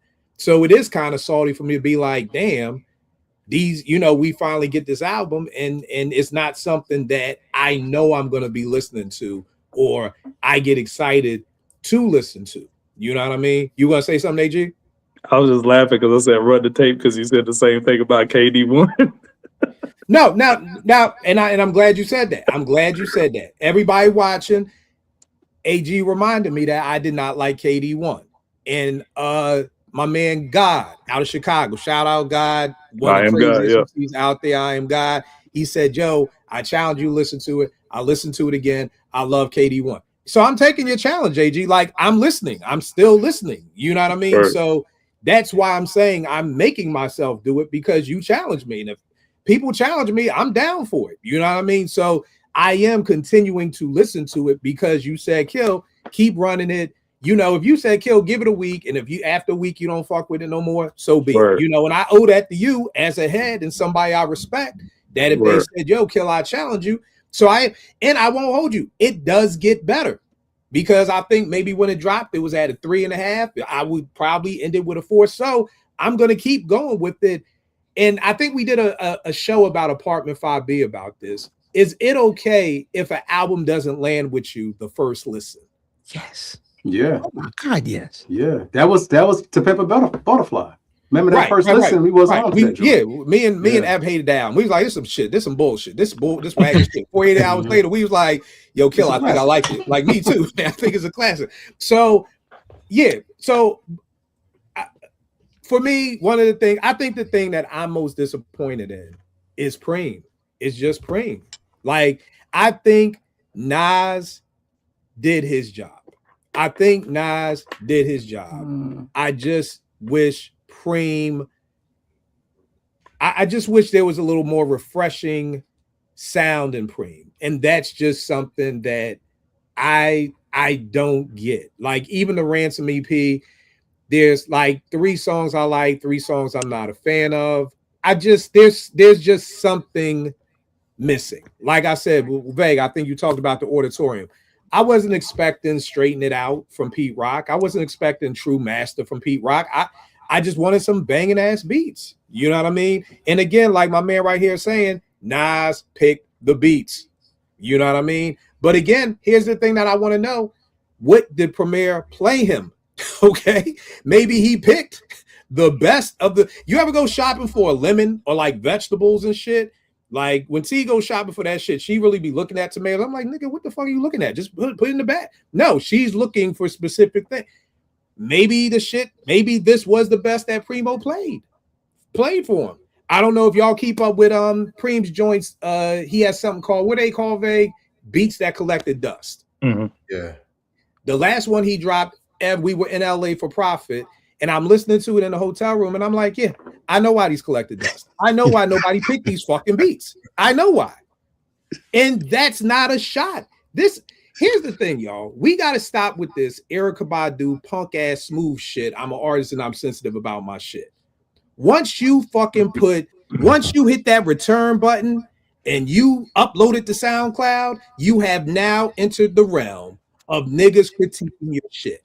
If you're too fucking weak to hear somebody say, I don't like it, or that's not good, keep that shit in your car with your niggas from around the fucking way. But hold on, Kill. Because if it were just a situation where niggas was like, oh, I heard it and it's whack and it comes from certain places. But now, right, with the addition of social media, is niggas were listening to have a take on the album, right? And you saw it. Like, I know I saw it. Is niggas was like, it was 12:01, and niggas said, oh my God, knew it. This nigga, like, it was 12:01. I'm like, how you already have the opinion at 12? And it was like niggas are listening, and that's what just happens, right? Is some folks are truly like listening and be like, dang, I wish this was better, or dang, this is dope. A lot of niggas come on here and be like, you know what I really could say? I could say, man, Primo's getting killed on this album. Like, you know what I'm saying? Like, and that's what I feel like a nigga like Mickey Facts. I almost said Mickey Free. Mickey Facts. Watching too much Dave Chappelle, nigga. But like, I feel like so yes, you put your art out and now it's out in the world and there's nothing you can do about it, right? But I would say some of the folks that are giving their critiques, specifically the niggas on Twitter or X or whatever you want to call it, are there not with like a genuine like critique of the album, but you see a lot of niggas with just takes. I'm getting takes off. Right. Can I say something to that? Yeah, give me one second. No, go ahead, Kill. I saw a nigga who on Monday already had this as the album of the year. I said, God damn it, nigga ain't dropped yet. How the fuck is it album of the year? And it's Monday. It don't drop till Friday. He said, because I got so much goddamn belief in them niggas, it's the album of the year. I said, God damn it, I hate you, Twitter motherfuckers. AG, what you got, bro? I think I got a theory and I want to ask y'all about it. All right. So it's twofold things. Remember when the Twitter reveal came out that a lot of these hip hop accounts was like in Indonesia and all that? You know what I'm saying? I'm putting cases out on a lot of these hip hop ass tweeting or whatever, because a lot of these same hip hop accounts that's tweeting that they hate the album and Premier sucks and all this is the same cats that refused to listen to the Hit Boy run and was saying the Hit Boy was whack because they were saying, yo, Nas needs to link up with Premier. He needs Premier. Get away from Hit Boy. This 6 album run or whatever, what have you, is whack. He needs to get with Premier. And as soon as he gives us the Premier album, because we kept, asking for it, then it's like, oh, he needs to run back with Hit Boy. So, Elon or whoever needs to do another Twitter reveal on them, you know what I'm saying, to like expose them or whatever and dig up their old tweets. So that's one side of the thing. But the other part of it is this. I think this is Illmatic. It was written all over again, but in reverse. And I'll tell y'all why. Because it's like subconscious classic conditioning. Because going from one thing to the next is jarring.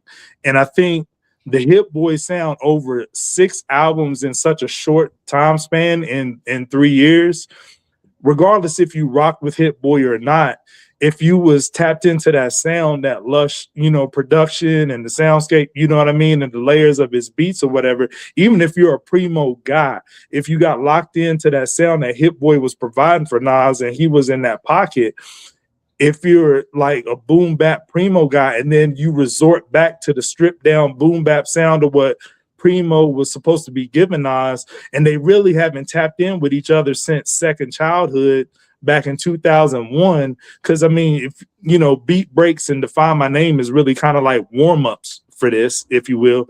They haven't tapped in really since 2001. Then, like Hit Boy and Nas has 6 albums, and then you come back to Primo tapping in with Nas, that's a jarring transition. That's like a hard left going back to like an old sound. And it's like an ode to hip hop. And it's taking it back to an essence and an era that, you know, the soundscape was something totally different over the 6 album run with the King's Disease. The only thing remotely close to that was Magic One. You know what I mean? What Hit Boy created. So if we got this subconscious classic conditioning, for a lot of listeners, regardless if you know it or not, it's a kind of a jarring transition. So do y'all think that's why a lot of people, I know it's the bare bones of like Primo ain't producing like he used to, but do you think for a lot of people it's that, you know, hard left, it gives you whiplash hearing the transition?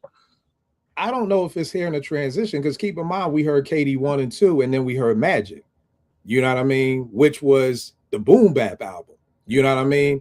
And I don't remember anybody being, when they heard Magic, I remember that shit. What, it dropped in December, 2 years ago? It dropped right at Christmas Eve. Yeah. Almost, yeah, like it dropped right then.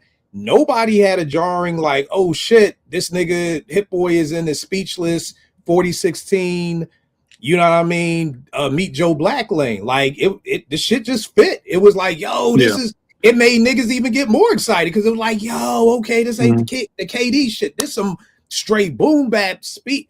So Hit Boy doesn't really have a style. He's a chameleon. He like does, which is dope. Which was dope for him, because I gained a lot of respect for Hit Boy over the 6 album run, because he was able to go into his boom bap bag.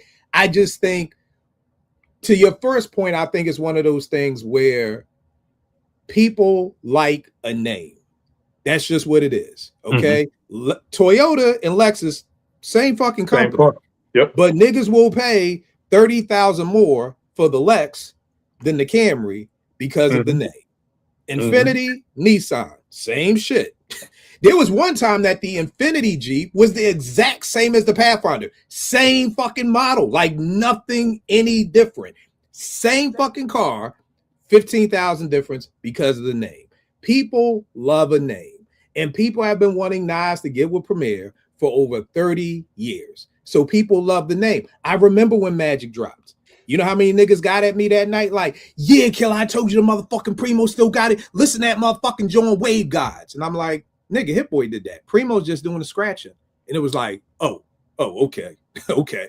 No, nigga, like Hit Boy got that shit. Give that nigga his props. Right. And at the end of the day, if we put Magic versus this, that ain't even a competition to me.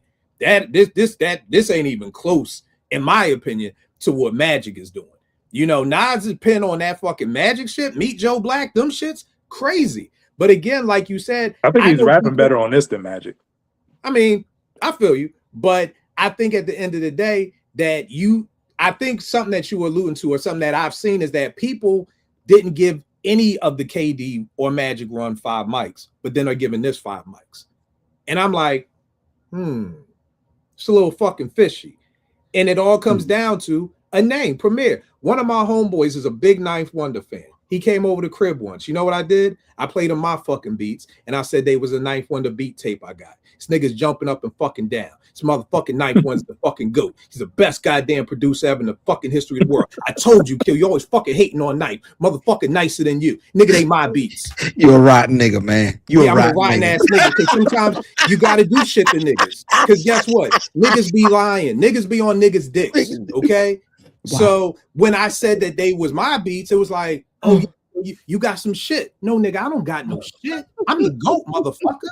I'm the best producer fucking ever. That's what you just said when you thought they was Ninth's beats.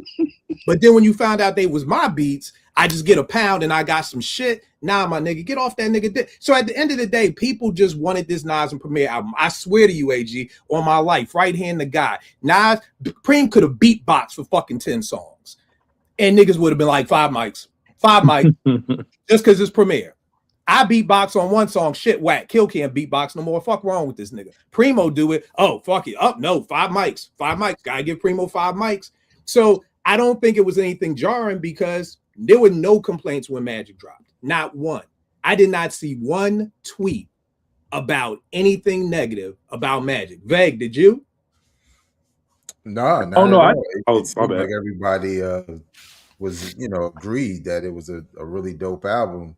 And again, to that point of Wave Guys, You know, that's the most primo sounding beat that didn't really sound old, and that's kind of what I wanted Primo to do. Was, you know, again, he can try new things. I'm not telling he's an artist at what he does, so I'm not telling him to try new things.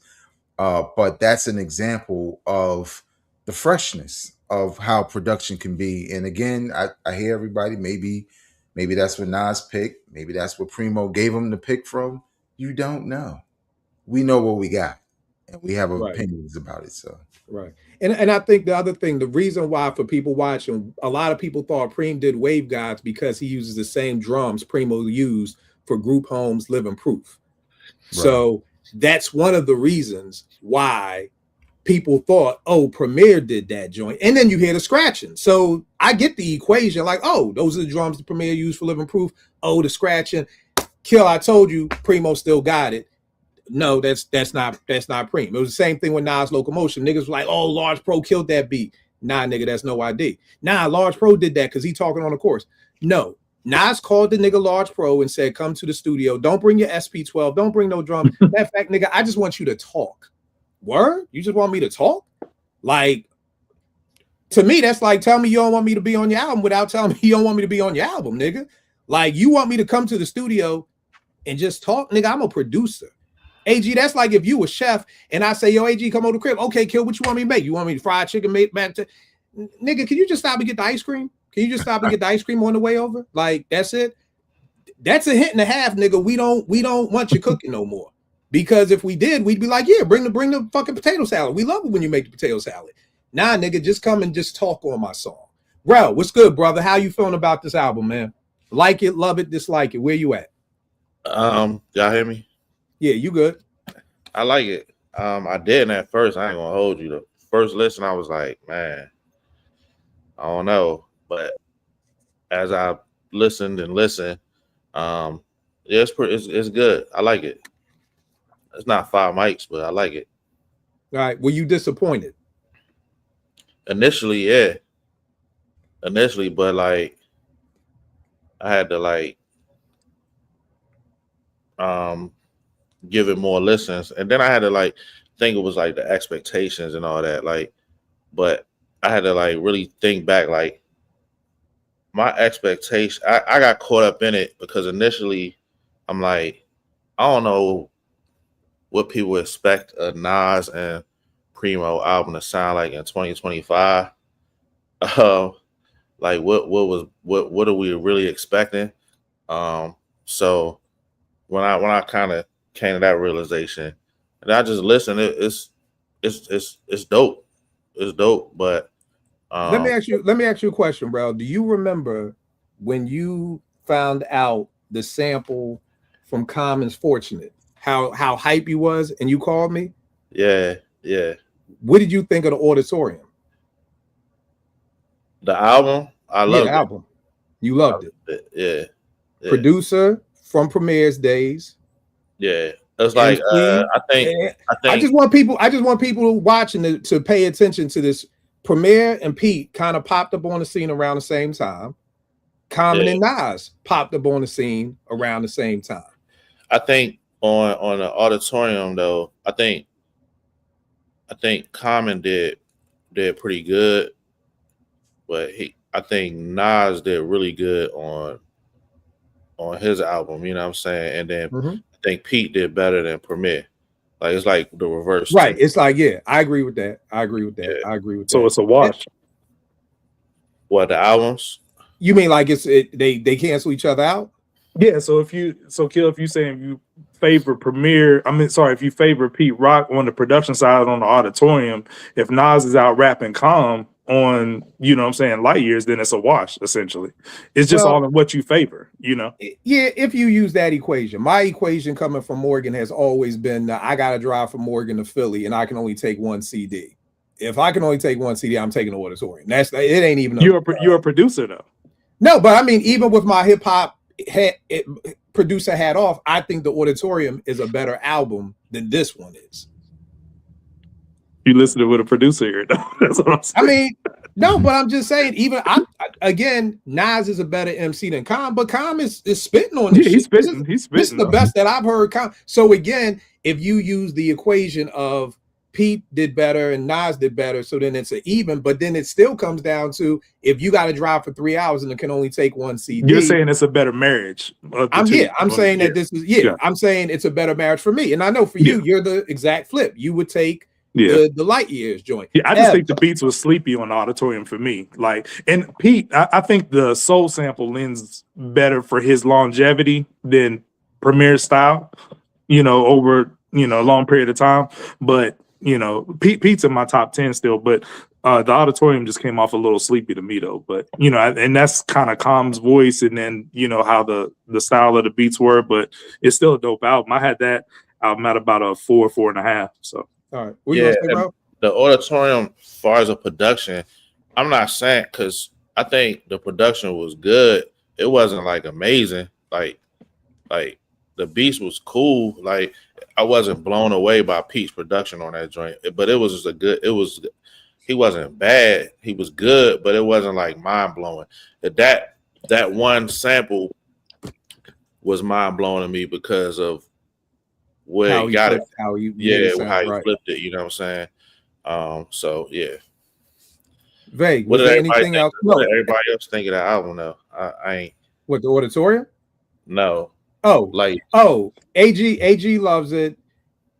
Fam loves it, likes it with a pass. Me and Vega like it. Ev dislikes it. Ev, talk to me more about what do you think you would have wanted from this album? Like what got left out from you? Like when it's Thanksgiving dinner and fucking Aunt Peaches brought the mac and cheese and she tried some new shit that she should have tried before Thanksgiving. Like what did you want more from the mac and cheese? I wanted a good album. I mean, I'll be honest with you. Like, I understand that, this album is, at least 2 decades behind the time frame that everybody was looking for it. And I understand everybody's older, but I still feel like, Nas can still put out quality work. Preem can still put out quality work. I don't think this album is necessarily quality work. I feel like Nas on this joint, and I feel like it's because of both of them. Like, I feel like, yes, Preem definitely fell short on the production side. I feel like Nas fell short on the rhyme side. I don't feel like he's really riding the beats like that. I feel like even some of his choices on certain production and how to attack it, I don't think as well. I don't think he's in pocket. I think he's like putting a lot of words together. Like I said, the only thing I really liked that what Nas was doing was the concepts. I feel like he has some really good concepts in there. But as far as the execution, I feel like it was lackluster. And I just, for me, if they was going to do it, regardless of, and I get it, everybody wants you to do this project and they've been on your heels forever. But if it's not good, just don't put it out. It's like, all right, what's the worst thing that can happen? People going to talk about you. Going to talk about you either way. It don't really matter. But I don't feel like it was a quality thing. I also feel like, I don't know if they had this, but this album makes me want to bring back the A&R. I feel like they needed somebody else in the room to be like, nah, don't do that. Try to do this. Nah, that's cool, but I think you can do that a little bit. I think you can do a little better than what you did. I think, unfortunately, it's like the first time somebody cooks a dish and it's just accepted by everybody in the room. And it might not be a good dish, but everybody's just accepting it. So it's like, yo, you can actually, if you go back and try this again, you could probably get this mac and cheese a little bit better than you had it the first time. But I don't know if they had somebody in the room to do that. One, because we're talking about 2 icons in hip hop, so it's not too many people that's going to have a difference of opinion with them. Number one, and so I don't know if that plays a role. I'm not saying that it did. I'm not sure if it did or if it didn't. But I just feel like, yo, man, I'm just not a fan of this joint. Nah, I feel you, bro. I feel you.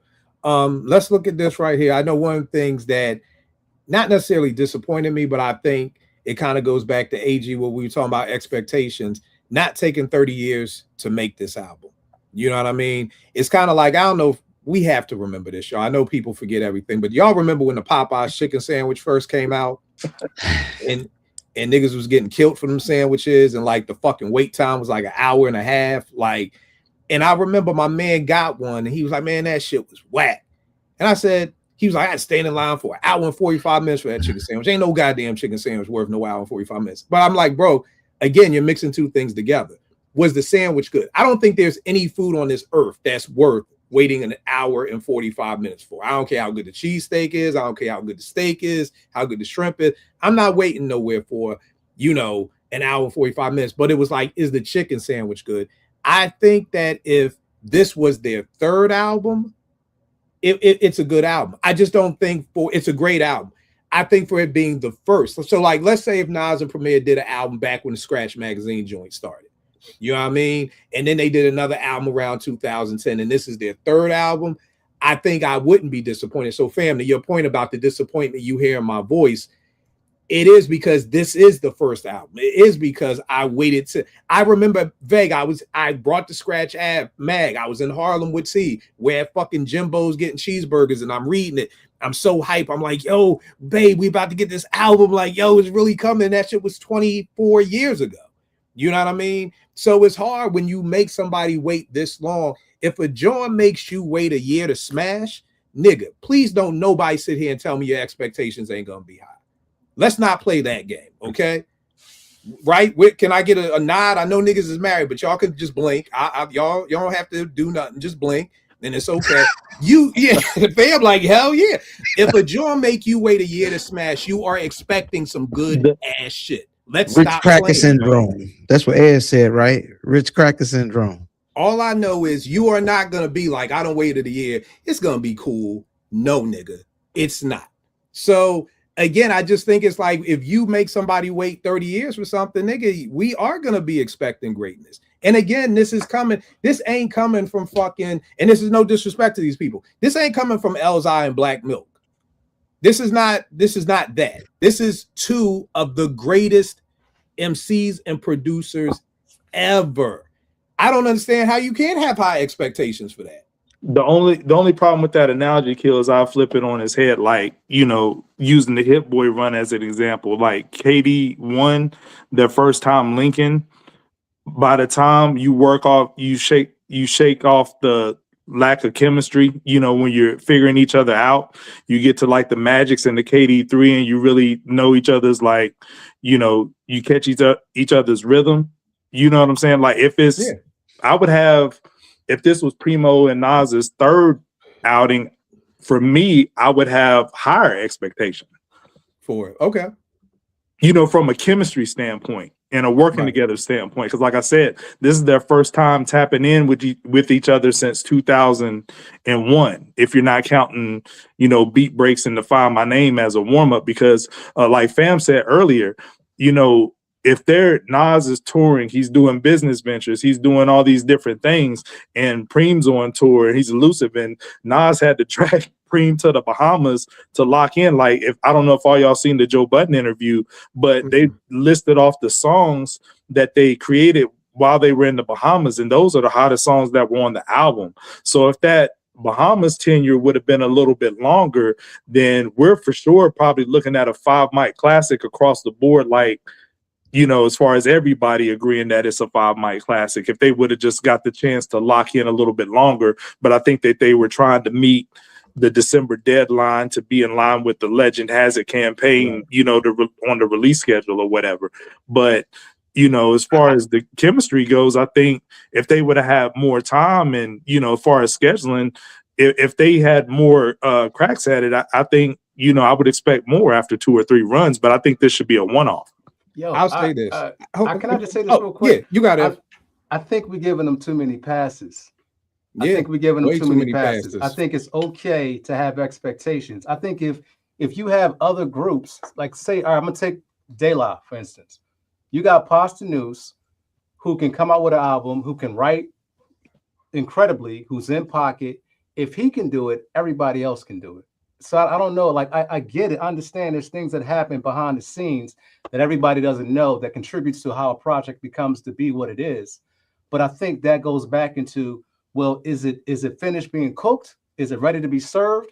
Or do we need to take this thing back and make some adjustments and make some more changes to it?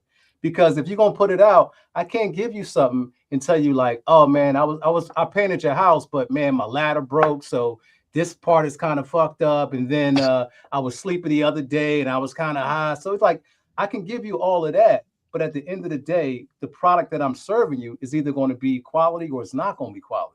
So we That's saying what it I'm- Would it be wasn't. fair? Oh, We saying it wasn't quality. Is that what we saying? I'm saying it wasn't quality. I don't know. I can't speak for the boss, but I'm saying What- I feel like it wasn't quality. well, to be fair, Paz and De La, they've been working on that album off and on since 2019. Yeah, but Nas been rhyming since 1980 something, and Primo's been producing since 1980 something. Like they're still craftsmen in what they do. So to be a craftsman in what you do, you should be, even if there's not synergy there, and if the tracks aren't complete, and if it's not where it should be, then take it back to the lab. Don't put it out yet. There's no, like, they're not, neither one of them is really needing no check from this album being out. So there's no reason to kind of rush the process. And I'll say this too. My thing with Nas dragging Preem to the Bahamas. Here's my thing. Nas has had Premier's fucking number since 1991, right? If Nas wanted some Premier beats, he could have got some Premier beats all these years, right? AG, right? Oh yeah. I He mean, could have got beats. he said it And- himself. They've been asking him for 30 years to do it. But here's the thing. I wasn't calling you, my nigga. What does that tell you? Yeah, I mean, it's been on Nas to do it. Preem has been. No, Yeah. fam. Here's the thing. You in Baltimore. When I said, yo, me and bro coming up to do cheesesteak show, fam, you should come out. Why'd I give you the invite? Because you my nigga. I fuck with you. I want to hang out with you. So Right. But if you wanted to have a straight lace show, you wasn't gonna call me, right? But if you wanted to have a funny, this nigga cracking jokes. I don't care about you and your pause jokes, bro. No, I but like what you. what I I'm- just what wanted I'm you to come saying through. is- I didn't get you for the fucking comedy. No, I'm just but what I'm saying saying you a is- cool nigga. No, but what I'm saying is he's not gonna call Preem when he's working on, well, I kind of want to do the nasty Nasir, Esco, whatever Nasir, record, yeah. like Esco, like I want to go make these Esco records. If he's going to make some Esco records, I don't think Preem whack, and that's not why I'm not calling him because he's Preem whack. I'm not calling Preem because I'm not calling Preem because I'm not making Preem records, and I think that's more of what the non-call is. I don't think he's not getting a call because they think or niggas think Preem whack. Niggas just want to make different kind of records. Well, to So that you point, think- kill. Hold on for a second, AG. So the thing is you're making records, but Premier can't never. So Locomotive is an Esco record? Nope, not at all. That shit is boom bap to the core. There's a lot of boom bap on Life is Good. You want to know why Nas said Primo didn't make the record? Oh, I was going through a divorce and I was just hanging out with divorce producers, No ID, Salam Remy, fucking Swiss. So now a nigga got to get divorced to get on your album because there's boom bap on Life is Good. We're not going to sit here and act like Nas ain't done no boom bap since Stillmatic, since Second Childhood. He addressed this on the Joe Budden interview. Like, I mean, Joe, I'm sure Joe he did. asked him. No, Joe just asked him keep why in mind this too that didn't happen niggas be sooner. lying. Niggas be lying too. Let's keep that in mind. But Niggas he asked lie. him. Let's just. He- I well, know I'ma he tell you did. what he I'm sure said. he did, and I'm sure it may be a lie too. I just want to keep in mind that we all know niggas lie. We all of us know niggas lie. There are 3 people in each one of our lives, and it's 6 of us. That's 18 lying ass niggas. We know. So just because you interview somebody and Nas said, "Oh, this is the reason," he hit don't us with mean the it's J. the Cole fucking man. truth. Niggas He hit us lie. with the Like, J. yeah, that Cole. ass. Like, there are 18 lying ass niggas that we all know right now, and You Nas got to could be one of multiply them. by. So that's all I'm saying is just because a nigga said it, don't mean it's the truth. Watch this, everybody. I make $280,000 a year. No, the fuck I don't. I just lied, everybody. Guess what? I got 489 pairs of sneakers. I fucking just lied. Look at that. he 2 might got lies them in 8 sneakers. seconds. He might got So them. niggas lie. So, and again, I get it because you don't. Here's the thing, and when I do shows with Easy, I'll hit him up and I'm like, yo, do you want to be on this show? Because I know you're kind of in the game. You're with terminology. You're with static. I don't want to ask questions that could put you in a predicament that could fuck up your music because niggas are sensitive. If Easy got on and maybe he didn't name Static Selector as a top 5 producer, Static may get in his feelings and be like, nah, nigga, I don't fuck with you. So even with Trey Lee, I've had people pull me up like, yo, dog, I need you to kind of chill with the fuck shit you be saying on Twitter, bro. Like, I'm with these niggas, and like, if you want, no, I'm dead ass, true story. Like, niggas have said, like, yo, you want me to get these beats to these niggas, but you like kind of you always on your drum list rank. But I can't. That's me. Like, I'm good. If I don't sell no beat, I'm good. I'm good. I one thing is I can't be silenced. Now, if a nigga said, yo, Kill, Nas is here and you talk greasy, I can get you 8 beats to Nas. I'll shut up for Nas. There's a check with that. There's a check with that. For these drumless motherfuckers, there ain't no check. These niggas don't. Your favorite rapper don't want to pay for beats. Trust me. Trust me. Your favorite rapper. So again, I get it that you can't say, Nas can't come out and say like, yo, I just don't like Premier's beats like that. You can't. I mean, when I say it, I'm the devil. People call me the fucking worst thing ever if I say, yo, I'm not feeling the beat. So you can't publicly come out and say, I've said that, me and that was talking. You think Kobe Bryant didn't think at his peak he was better than Michael Jordan? He's not going to say that shit in an interview because you can't shit on Mike, but turn off the mics and that motherfucker be like, I'll bust Mike's ass. Fuck you talking about. Stop talking dumb to me. So when the mics are off, you get one thing. When the mics are on, you get another thing. So I'm just saying, I just don't think it's a coincidence that we haven't had. When did Stillmatic come out? Second Childhood? When was that? 2001, right? 2001. We ain't heard a Nas and Premier beat for what, 24 years? But Nas, but Nas busy. He got a casino. But he found time to go to LA and do 6 albums in 3 years with Hit Boy. Look at God. Look at God. Look at how God works. Come on, y'all. He's not obligated to do songs with Primo. Like he's not obligated, but if the shit is dope, wouldn't you want to be? But I'm saying, like, are you saying that? Are you implying? Am I saying that the industry doesn't fuck with Preem anymore? Yes, that is what I'm not implying it. I'm saying talking about Nas. You saying Nas? Yeah, I'm saying Nas does not fuck with Premier's beats like that. Yes. Okay. But he fucks with No ID. He fucks with Hit Boy. He fucks with all these other people. Why wouldn't you call Premier? Everybody loves them two together. Everybody wants them together.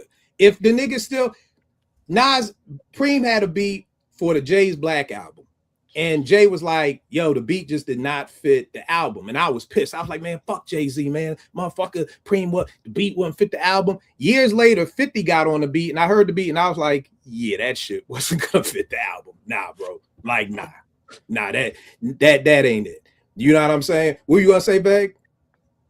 No, I was just gonna say that. I mean, I think at the end of the day, we can't isolate these artists, MCs, especially of this caliber, as just niggas rhyming and niggas making beats. There are some people out there who just do that. This is a record industry. There are plans. There are people that you don't know, that you don't see on the camera, that play a role in decision making. And then it's not always about what's dope and what's hot and how many mics. And Nas is not he's a smart individual as public relations goes. Why would you say that? Yeah, of course. You just did an album together. You, even if you felt that, you would not say in that moment when you're promoting this new album together that you hadn't worked with him because you didn't like the beats. You're not going to say that. You know what I'm saying? No, you have to give an answer that you don't even have to lie. You can give an answer that really speaks to this union, this album, what we did together today and not the past. And that's the important way to do it. So I look at it like, and again, I work in media. I don't know about everybody else. I'm not saying other people don't. I'm just saying this is real life. We know people in the record industry. This is real life. Like, everything ain't just going to be about, what's dope and what's whack. Sometimes it's just a plan. And like somebody said earlier, the plan was kind of to like make an ode to hip hop. Cool. Like Ev said, the execution could have been better, and there's nothing wrong with that. Right. The execution on a jump shot to win a game could have been better. There's nothing wrong with that. You know what I'm saying? Jordan missed, LeBron missed, Kobe missed. There's nothing wrong with that. So trying to psychoanalyze and say people don't know what they're thinking and all that dumb shit, that ain't the real world. Because we work and live in the real world. And you don't have to believe me. You can come the way I work. You can listen to Strictly Hip Hop back in the days. I'm the same person and I spit. So I know what it takes to do some of these things, but I know if I make a song about something that I'm interested in and nobody likes it and most people say it's whack, maybe it wasn't a calculated decision on my part, but at the end of the day, I don't see myself as a failure and I don't think nobody else should because it's art. That's what happens with art. It's put out there to be embraced, rejected. We hate it now, we love it later. That's just how the shit works. So I think in some ways with social media, we can overanalyze things when it just is what it is. Some people like it, some people love it, some people hate the shit, and that's okay. So And that's Do you like it? And that's a Yes, we dope like point, babe. Were you here for the beginning of the show? And I just want to real quick. I just want to say that's a dope point, Vague, because Nas is a true artist. And to Kill's point, if he didn't want to mess with Preem's beat during that time frame of Life Is Good On or whatever, that's okay. I mean, he's not going to come out and say that, of course. But one thing I always liked about Nas, he marches to the beat of his own drum. Like, I always say he zigs when everybody else thinks he should zag. Like, we've been wanting him to do this album with Primo for 30 years. And he finally got around to it, and he's did albums with Kanye and Hit Boy, 6 albums with Hit Boy in between, and we finally pressured them in to do it. And glad it's finally here. We finally got it. Just like Detox, we never thought we was going to see it. We've been asking for the joint album with AZ, something that might be on the horizon still, because AZ tweeted that collab was just an appetizer. But we've been asking for that for years, and then out of nowhere, we got a collab album with Damian Marley, like, out of left field, which was a super dope album in my opinion. So it's like, he does things that like moves him versus what everybody else or wants or expects of him, what I'm saying, as a true artist should. So if he wasn't feeling the premiere album during that 30-year time frame that we thought that he should have did it, then my hat's off to him. He did it when the time was right for him. So yeah, it's funny to my man Nick. Shout out to Nick F saying Nas gave us this album like Martin proposed to Gina. Here's the Primo album, damn. And that's exactly how I feel. I feel like that's what the fuck happened. I felt like Nas was like, yo, all the shit I'm doing for hip hop and all y'all niggas is fixated on is a goddamn album with Primo. Fuck it, I'll do it. Let's do this shit. Let's do it. Because all these years he didn't want to do. And life is at 51, y'all, if there's something I've learned, life is simple addition and subtraction. In your 30s, you want to make it long algebra. In your 40s, it starts dumbing down to algebra 1. By the time you get in your 50s, it's just 1 + 1 = 2. If you want a beat from somebody and they got some shit, you gonna call them. To me, you gonna call them. If I know Vay got a dope 16, I'm calling that nigga. Yeah. If Rel got a dope 16, I'm calling that nigga. Now, where I think not all of us, but I think most people can agree that Premier's output is not the same as what it was 10 years ago, 20 years ago. That's fair. So if that's fair, it's kind of like, Ev, do you remember back in Philly? I don't know how it was in other places. In high school, you take a shorty to Red Lobster, you might as well marry her. If you come back on Monday and it's like, yo, we went to Red Lobster, girl, that nigga love you. Like, That was the shit. Try to take a girl to Red Lobster right now. I double dog dare y'all niggas. Yep. Take a girl to Red Lobster on the first goddamn date and watch what the fuck happens. Watch if your ass ain't blown up on IG. Watch. I remember before this whole Cheesecake Factory shit happened on social media, the Cheesecake Factory was the shit. It was the shit. Then the girl got up there and said, they're going to take me to Cheesecake Factory. Now nobody want to go to Cheesecake Factory. Shit crazy. Yeah. It's like Jay-Z. What's the difference from 4.0 to 4.6? 40 grand cocksucker. Now nobody wants the 4.0 range no more. Like, so that's all I'm saying is that his beats they've come down a level. Do I think they're whack? Hell no. They're not whack at all. But when we see LeBron and those players start up to put up pedestrian numbers, it's like a reminder, like, damn, like this may be coming to an end. And again, there's nothing wrong with that. I'm not dissing Premier. I'm not saying he's trash. I'm just saying that this is not half and half. This is not the actual by All City. These beats are not that. They're just not. So I'm not mad at Nas. If you want this and he's giving you this, why would I be mad at that? If you come to me to get your car detailed and I was doing a good job and I stopped doing a good job, I mean, maybe you keep coming to me because you my man, but you may eventually be like, nah, like I need to get it better work done. You know what I mean? And you may not want to say that. You know how many barbers? You think I left a barber and fucking text that nigga like, yo, bro, you fucked up my face, so I'm not coming back? No, I just didn't come the fuck back. There was no goodbye, hey, sorry we've been for. No, I just stopped fucking coming. You know what I mean? Like most of the times when we leave spaces, when I've left the church, I never sent the pastor a fucking kite like, yo, my nigga, I didn't really like that sermon about tithing, so I'm out. No, I just stopped coming. What you gonna say, G?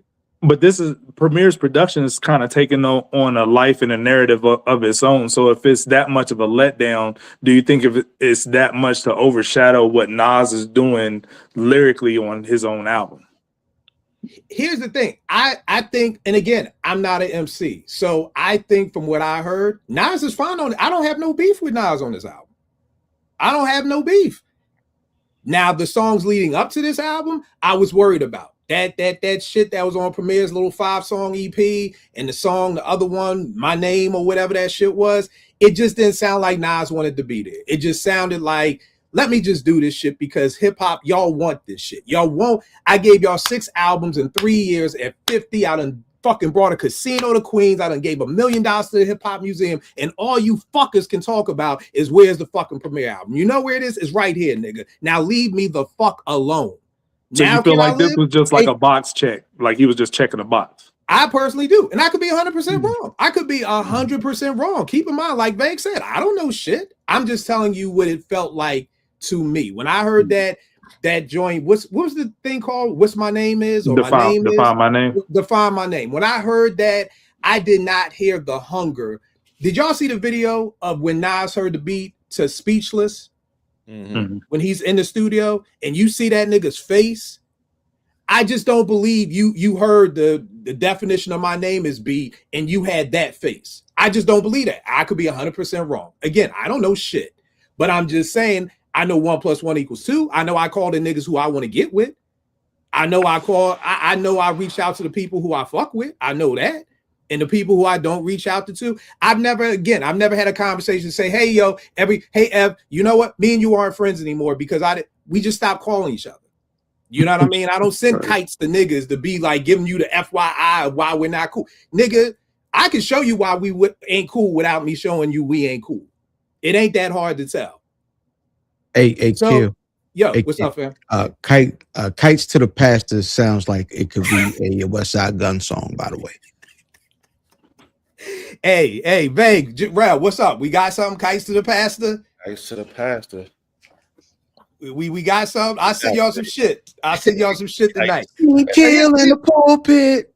But here's the cool thing, y'all. At the end of the day, wonderful conversation. Again, I like the album AG. I'm going to keep listening to it for at least another week and a half. I go to Vegas next week. I'm still tapping in because of your challenge. And here's the thing, y'all. Y'all know me. I want to be wrong.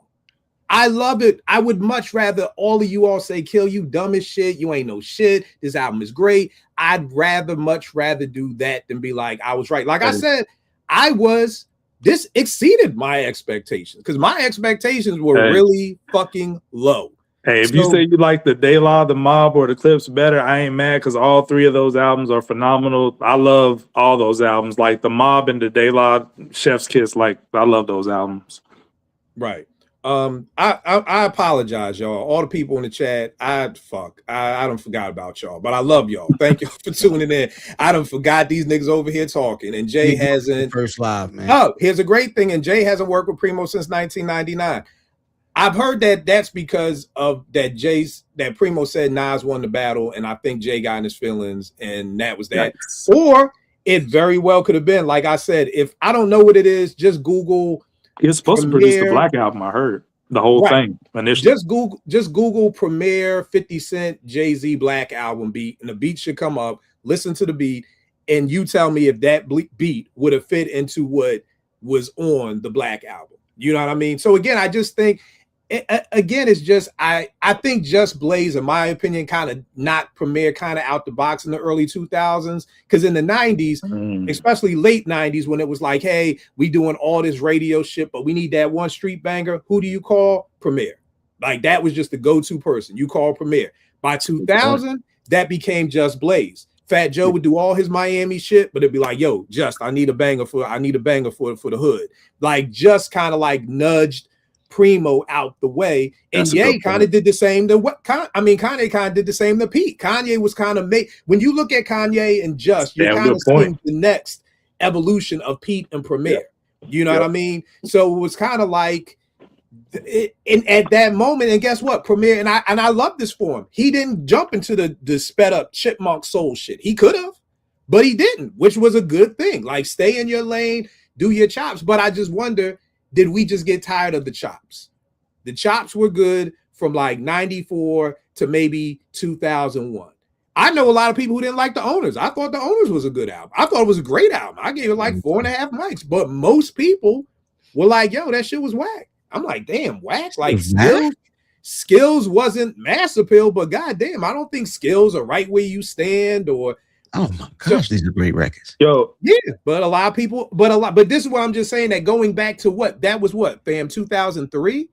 Going back to The Owners, people were saying Premier fell off. So this whole Premier fell off is not some new fucking psychological movie twist that just started last Friday. It's been here. Niggas have been saying Premier's beats don't sound the same. You know what I'm saying? Here's the thing. What's up? Hold up. You gotta let Rel get in here, man. His face been like that. My bad, Rel. Go ahead, Rel. You throwing me with this black and yellow, man. You look like a Steelers fan, man. You hurt me out here. You got that green light in the background. I see the coach at Wise. That's our colors. We had a game today. My bad. So I was like, damn, you coming in here looking like a Mike Tomlin fan, man. You scaring me, man. We had a game, so that's our colors. Y'all won by 50 again? 35. Oh, okay.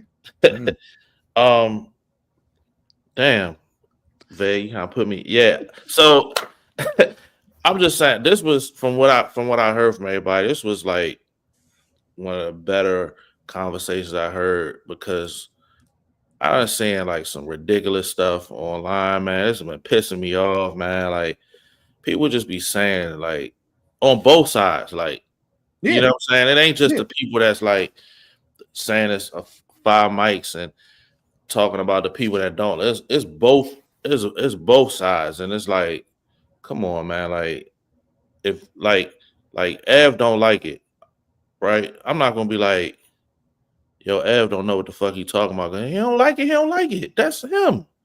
Like, you know what I'm saying? I've always wondered, why do people care? Why do people care so much? If you don't like the album, cool. You don't. The most you may get out of me is, well, what didn't you like? But other than that, nigga, I don't like fucking carrots. Guess what? I'm not hating on carrots. I don't want to fucking die early death. I just don't fucking like carrots. Bro, I don't like you know carrots. What? See what I mean? But the thing is that the same way we respect people with food, I just wish we could respect the same people with music. Bro, we do a cheesesteak show. If I go to somebody and be like, yo, you want cheesesteak? Nah, I don't eat meat. The most I may do is be like, oh, damn, how long haven't you eaten meat? But I ain't going to be like, oh, man, this nut-ass nigga don't eat no meat. Bro, look at this dickhead over here. Nigga don't eat meat. Like, what the fuck? This nigga don't like food if you don't like meat. It's just, you just respect it. It's like, oh, okay, my bad, you don't eat meat. Okay, well, cool. Come get some cheese fries or something like that. But when it comes to music, it's like you don't know shit. Like, that's how we set the show off, because it was like, if you don't like this album, then you don't like hip-hop. And like you said, it's both sides. I've seen people saying, if you like this album, you don't know shit. I've seen people who love the album say, if you don't like the album, you don't know shit. And it's like, can it just be people don't? It's okay. Yeah. It's okay. Here's the cool part. I love the fact that we all probably like different songs. Here's the crazy part, y'all. I actually like the fucking New York State of Mind Part 3. I like it. Plot twist. Like, I do. Like, I did not think I was gonna like it, but I hate when Nas does the it's like I'm a gun. Hey, play that Billy Joel. Just play the goddamn beat. Just we don't need the precursor of hey, it's like I'm a gun, everybody. Hit. This song is about me being a gun, and you don't just do the song. Like, but I mean, I don't love it, but I don't hate it. But then I know Vague doesn't like it. But then I don't like Madman. And I know other people who love Madman. Like people are like, that's the best song on the album. And I'm like, you know, and I love Writers, even though he used the break beat and the pause tapes. And I can't do the female MCs. I just can't get into that beat. Love what he did, but I just don't like the sample. But at the end of the day, I think it's a good album. Prayerfully, people, I appreciate people rocking with us in the chat. We'll do more of these. Ilfam, thank you for telling me to do this shit, because I had no idea how to do this shit. So I appreciate you for that. You know what I mean? Rel, where can they get at you? Where can we go see a game? When are we getting another song? What is going on with you, bro? Uptown Rel 215 on Instagram, JBen 215 on Twitter. I sent out the schedule, man. You want to come catch us? You know, I coach girls at Wise High School. After about a 4-year hiatus, and then I coach football as well. So I went straight from football into basketball, which, you know, no joke. So yeah, but I'm, you know, that's what we do. You know what I mean? You know, help people. You know what I mean? So that's a beautiful thing, bro. That's a beautiful thing. Before I get to Ilfam, here's the thing. Nas has 2 more boxes to check: the Firm Reunion and the Cormega and the AZ project. What do y'all think about that? I'll take the AZ. Give me the AZ project. Okay. After, like, yeah, the AZ one, after the song that's on there, I love that. I love that song. Like, that's one of my favorite songs on the album. That My Story, Your Story. Yeah, so, the Firm won't happen, but AZ probably will. Yeah, I don't know about the Firm one, because I don't know. I mean, but I didn't expect the Firm to be on King's Disease, so you never know. Right. Just Blaze and Bink did kind of outshine Primo. This is a Nas. I'm just going through some of these joints real quick. It's an album that Nas fans either love or hate. That's true. Mm-hmm. New York State of Mind Part 3. Like I said, shockingly, I like it. You know what I mean? Real quick, fam, do you give me 2, 3 of your favorite songs off the album? The AZ record is insane. Madman is insane. And I love the Nas, Nasir, Nasty, whatever the name of it. I'm terrible with names of songs, but those are 3 songs I really like. And just the FYI, shout out to my man Eddie in the chat, who said he bit Trey Lee's many faces for that shit with the 3 different personalities shit too. So, you know, shout out to Trey Lee out there. And Gemini to get the one too. And Gemini to get the one did it earlier too. Rest in peace to Gemini. You know he passed away, right? Yeah, I saw that. Yeah, rest RIP to Gemini. Rel, what were your 3 off of this? My Story, Your Story, Writers, and if I had to pick 3rd as my favorite,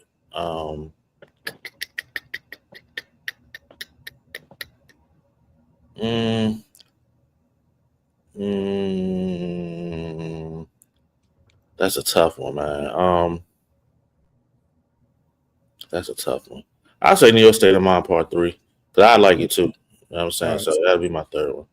No doubt. Vague, where can they, what are your top 3 joints off the album, and then where can they get at you, everything you got going on?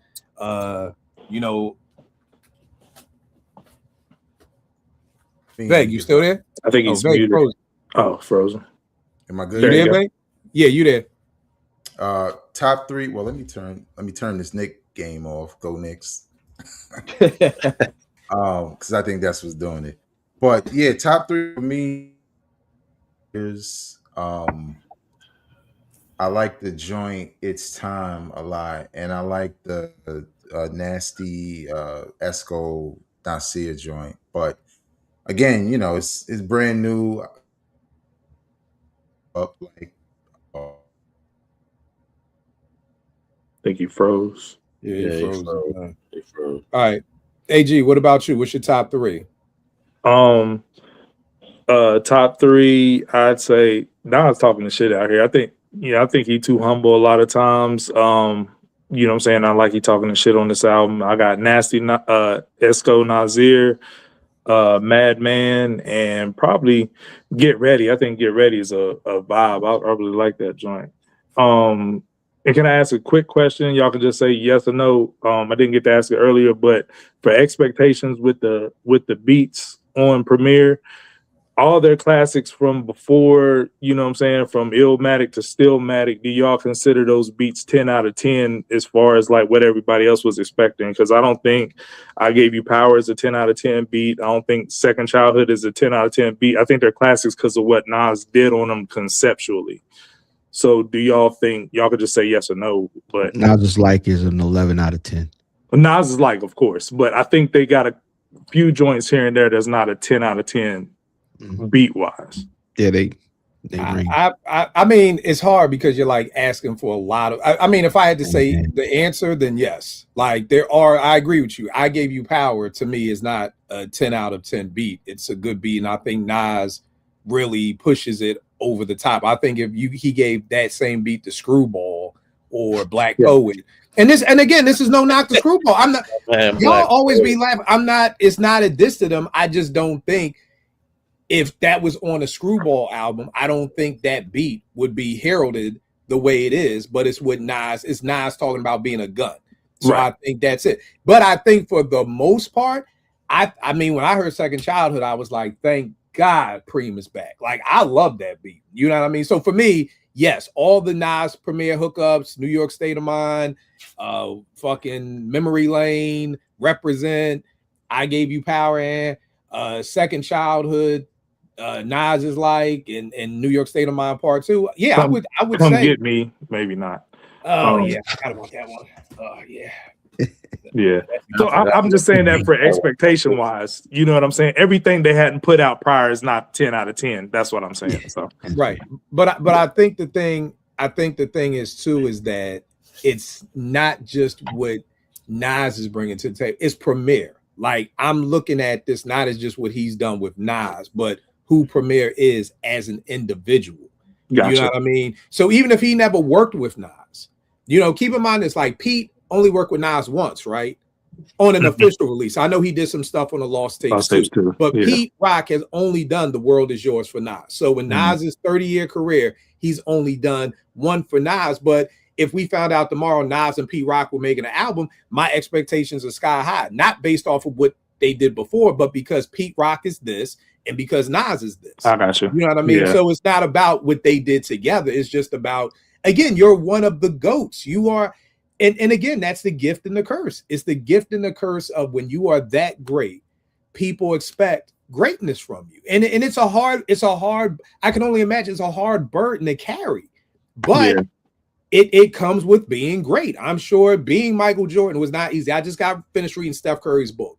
If y'all knew what the fuck this nigga does every day to be able to do what he does in the game, it's insanity on a whole nother fucking level. Like, it's stupid. And it's a great book to read too. Great motivational book too. But reading that book with greatness, you've got to keep that up. But AG, tell them where they can get at you, all that good stuff. Adriel Green on Twitter, Stoop Stories Podcast. That's about it. All right, Stoop Stories. Where can is YouTube? Just go to your Twitter and it's a link. Yeah, about, you know what I'm saying, about the relaunch, pick back up. Look for that. You know what I'm saying? So all right, no doubt. Ev, my brother, where can they get you out there in LA? What's going on, bro? You can get at me at Ev Asis, ASIS, or at 7 Names on Instagram. I'm glad you didn't ask me my 3 favorite songs because I don't like this album. I don't like it. That's like asking me my 3 favorite things about okra. I don't like okra. So I don't have it. Again, it's not trash. This nigga that made me get up and walk away. It ain't, you know, it's not that thing. Yo, man. But to a point that y'all were talking about earlier, one of the good things about having a podcast like this is that we can come together and we can agree to disagree. You know what I mean? Everybody can come with their own opinions, and it doesn't mean that one person is more aware or less aware. It's just like, yo, we all coming from different backgrounds, different things that we dig and we don't dig. So the fact that we can come together and build on it is dope. Yeah. Wow. And I appreciate everybody coming in for this, because this is what I wanted to show. I wanted this to be like, this is how you can have a discussion. I tell people every day, I'm not on Twitter to debate because I don't want to change your mind. If you love the album and I hate the album, here's the thing with me that makes me different, I think. I'm glad people love the album. I'm not a Cormega fan at all. But I'm glad that this man, as a black man, can get paid and feed his family by doing something he loves, I'm happy for that nigga. Like, I don't want everybody to be like, oh, Kill don't like Cormega. Oh, I don't like Cormega either. No, like, support that man. Like, that's the bigger thing. My goal is never for people to follow me. Follow hip hop, follow the culture. So I don't get mad when people don't like the shit I like or like the shit I don't like. Like, that's what keeps the culture going. It would be boring as fuck for us to all sit up here and all be like saying the same shit. It would be boring. That would be whack as hell. So instead of arguing with people about it, why don't we accept the differences that we see and have a great conversation around it? This was a great conversation. I thought it was going to last an hour, lasted 2 hours. Great people over here in the live stream. So again, I just think that this is what we should be doing. We got to stop. Evan, well, I told him my new thing is I'm adjusting crowns this shit. You know, and what that is, I'm checking niggas because niggas sound stupid, Rel. Like you said, oh, if you don't like this, you don't like hip hop. Nigga, you sound like one of my third graders. Use your big boy words. Come on, let me adjust your crown. Nigga, find some more words to use. Okay. Okay, you don't like the album, why not? Oh, you didn't like Nas, he wasn't in pocket. Okay, cool. I disagree. But yo, keep doing you. Keep it moving. We adjusting crowns. I don't want grown black men with wives and children to be sounding this fucking stupid every day. We are adjusting crowns. That's what I'm calling it this year. What's up, Ralph? One thing I had to get this off my chest. One thing that bothered me, right? He made a song about the female MCs, and then niggas is online like, oh, he didn't mention MC Lovely D from back when I'm like, God damn, like did you make a song about it? You know what I'm saying? He said, if I did not name you, I still love you. Like, yeah. And he literally named like 1,000 female MCs. That's the crazy thing. He named like 1,000 MCs in that song. Yeah. I ain't gonna lie. If the nigga wouldn't have said like Jean Grey, I probably would have been pissed off though. Hey, maybe, but he ain't named Dimples D. So, but again, it's one of those things where you can't please everybody. You can't win for losing. Yeah. But here's the thing, y'all. Discussions. We no more East Coast bias. If somebody says they didn't love Ice Cube, it don't mean they East Coast bias. If somebody says they don't like something, the quote comment, if I don't like it, I don't like it. Don't mean that I'm hating. We got to stop using these three. You don't know shit if you don't like fill in the blank, East Coast bias, and you a hater. Stop using those three words. Fucking read a book. And here, if you don't know what book to read, look how easy this is. This is a book you should all buy. No Half Stepping by Paradise Gray. It's about the Latin Quarters Club. If you don't know shit about Latin Quarters, don't tweet at me anything. Just ask me questions. Don't ever fucking make a statement. Just fucking tweet me shit with a question mark at the end if you don't know about Latin Quarters. Buy this book. Once you read it, then you can start fucking tweeting at me and ending it with a fucking period. It's that simple, y'all. Did I get everybody, fam? Fam, you gotta do your black wrestling. Yeah. IlFam79 on your social media choice at Black Wrestling every 8:35 live every Thursday night if you in the YouTube space already, just click on over there and we are talking very, very crazy. If you don't like wrestling, the first half hour, 45 minutes, there is no wrestling. We just talking really, really crazy. So yeah, man, go see me over there. And if I told y'all that the best cheesesteak I ever had was in Maryland. Was it Maryland? I thought I was free to my opinion. But you know that it wasn't. I took you to John's and Angelo's, so we all know that's a lie from the pit of hell. We went. I got last week. We not just saying that. I got video footage. I got video footage of y'all eating them cheesesteaks and giving it 5 mics. Man, it was quiet. It was silent, man. Yeah, I saw it. You had mayonnaise and steak all in your beard. You was quiet. I seen it. Yeah, you was enjoying it. I seen it. We coming. Frank's Pizza. As soon as I get with Gadget, we coming. Real quick, Ev, we still got this joint out here. You know, Profit the joint. You know what I mean? The Order of the Lyricist. This is an EP that Ev put together. Very, very, very dope album. I produced the track on here. Everything else produced by Ev. Are these still available, Ev? Can they still cop these? Well, I don't know if y'all know. I was part of the Eaton Canyon fires. So most of the stuff that I have left is in storage in Jersey, and I'm in Cali right now. So there are albums available. I just can't get my hands on them yet. Okay. But when we get them back up, y'all gotta check that out. Kill 889, Twitter, IG. Again, We're adjusting crowns this year. Black men, we need to be, and check me too. If I say some dumbass shit, check me. Be like, Vegas has checked me plenty of times. One time I was going off about Prodigy, Vegas text me like, nigga, stop. And I was like, all right, bro, my bad. Like, let me stop. Like, literally, like, check me. Like, if I'm wilding, yo, adjust my crown. Like, Greg was like, just stop, Kill. Just stop. He's dead. Like, leave it alone. I was like, God dang. They was talking about the book. It's that goddamn book. So yeah. So for all the people who tuned in, I appreciate y'all. I will check y'all next week, good peoples. Yo, that was dope, fam.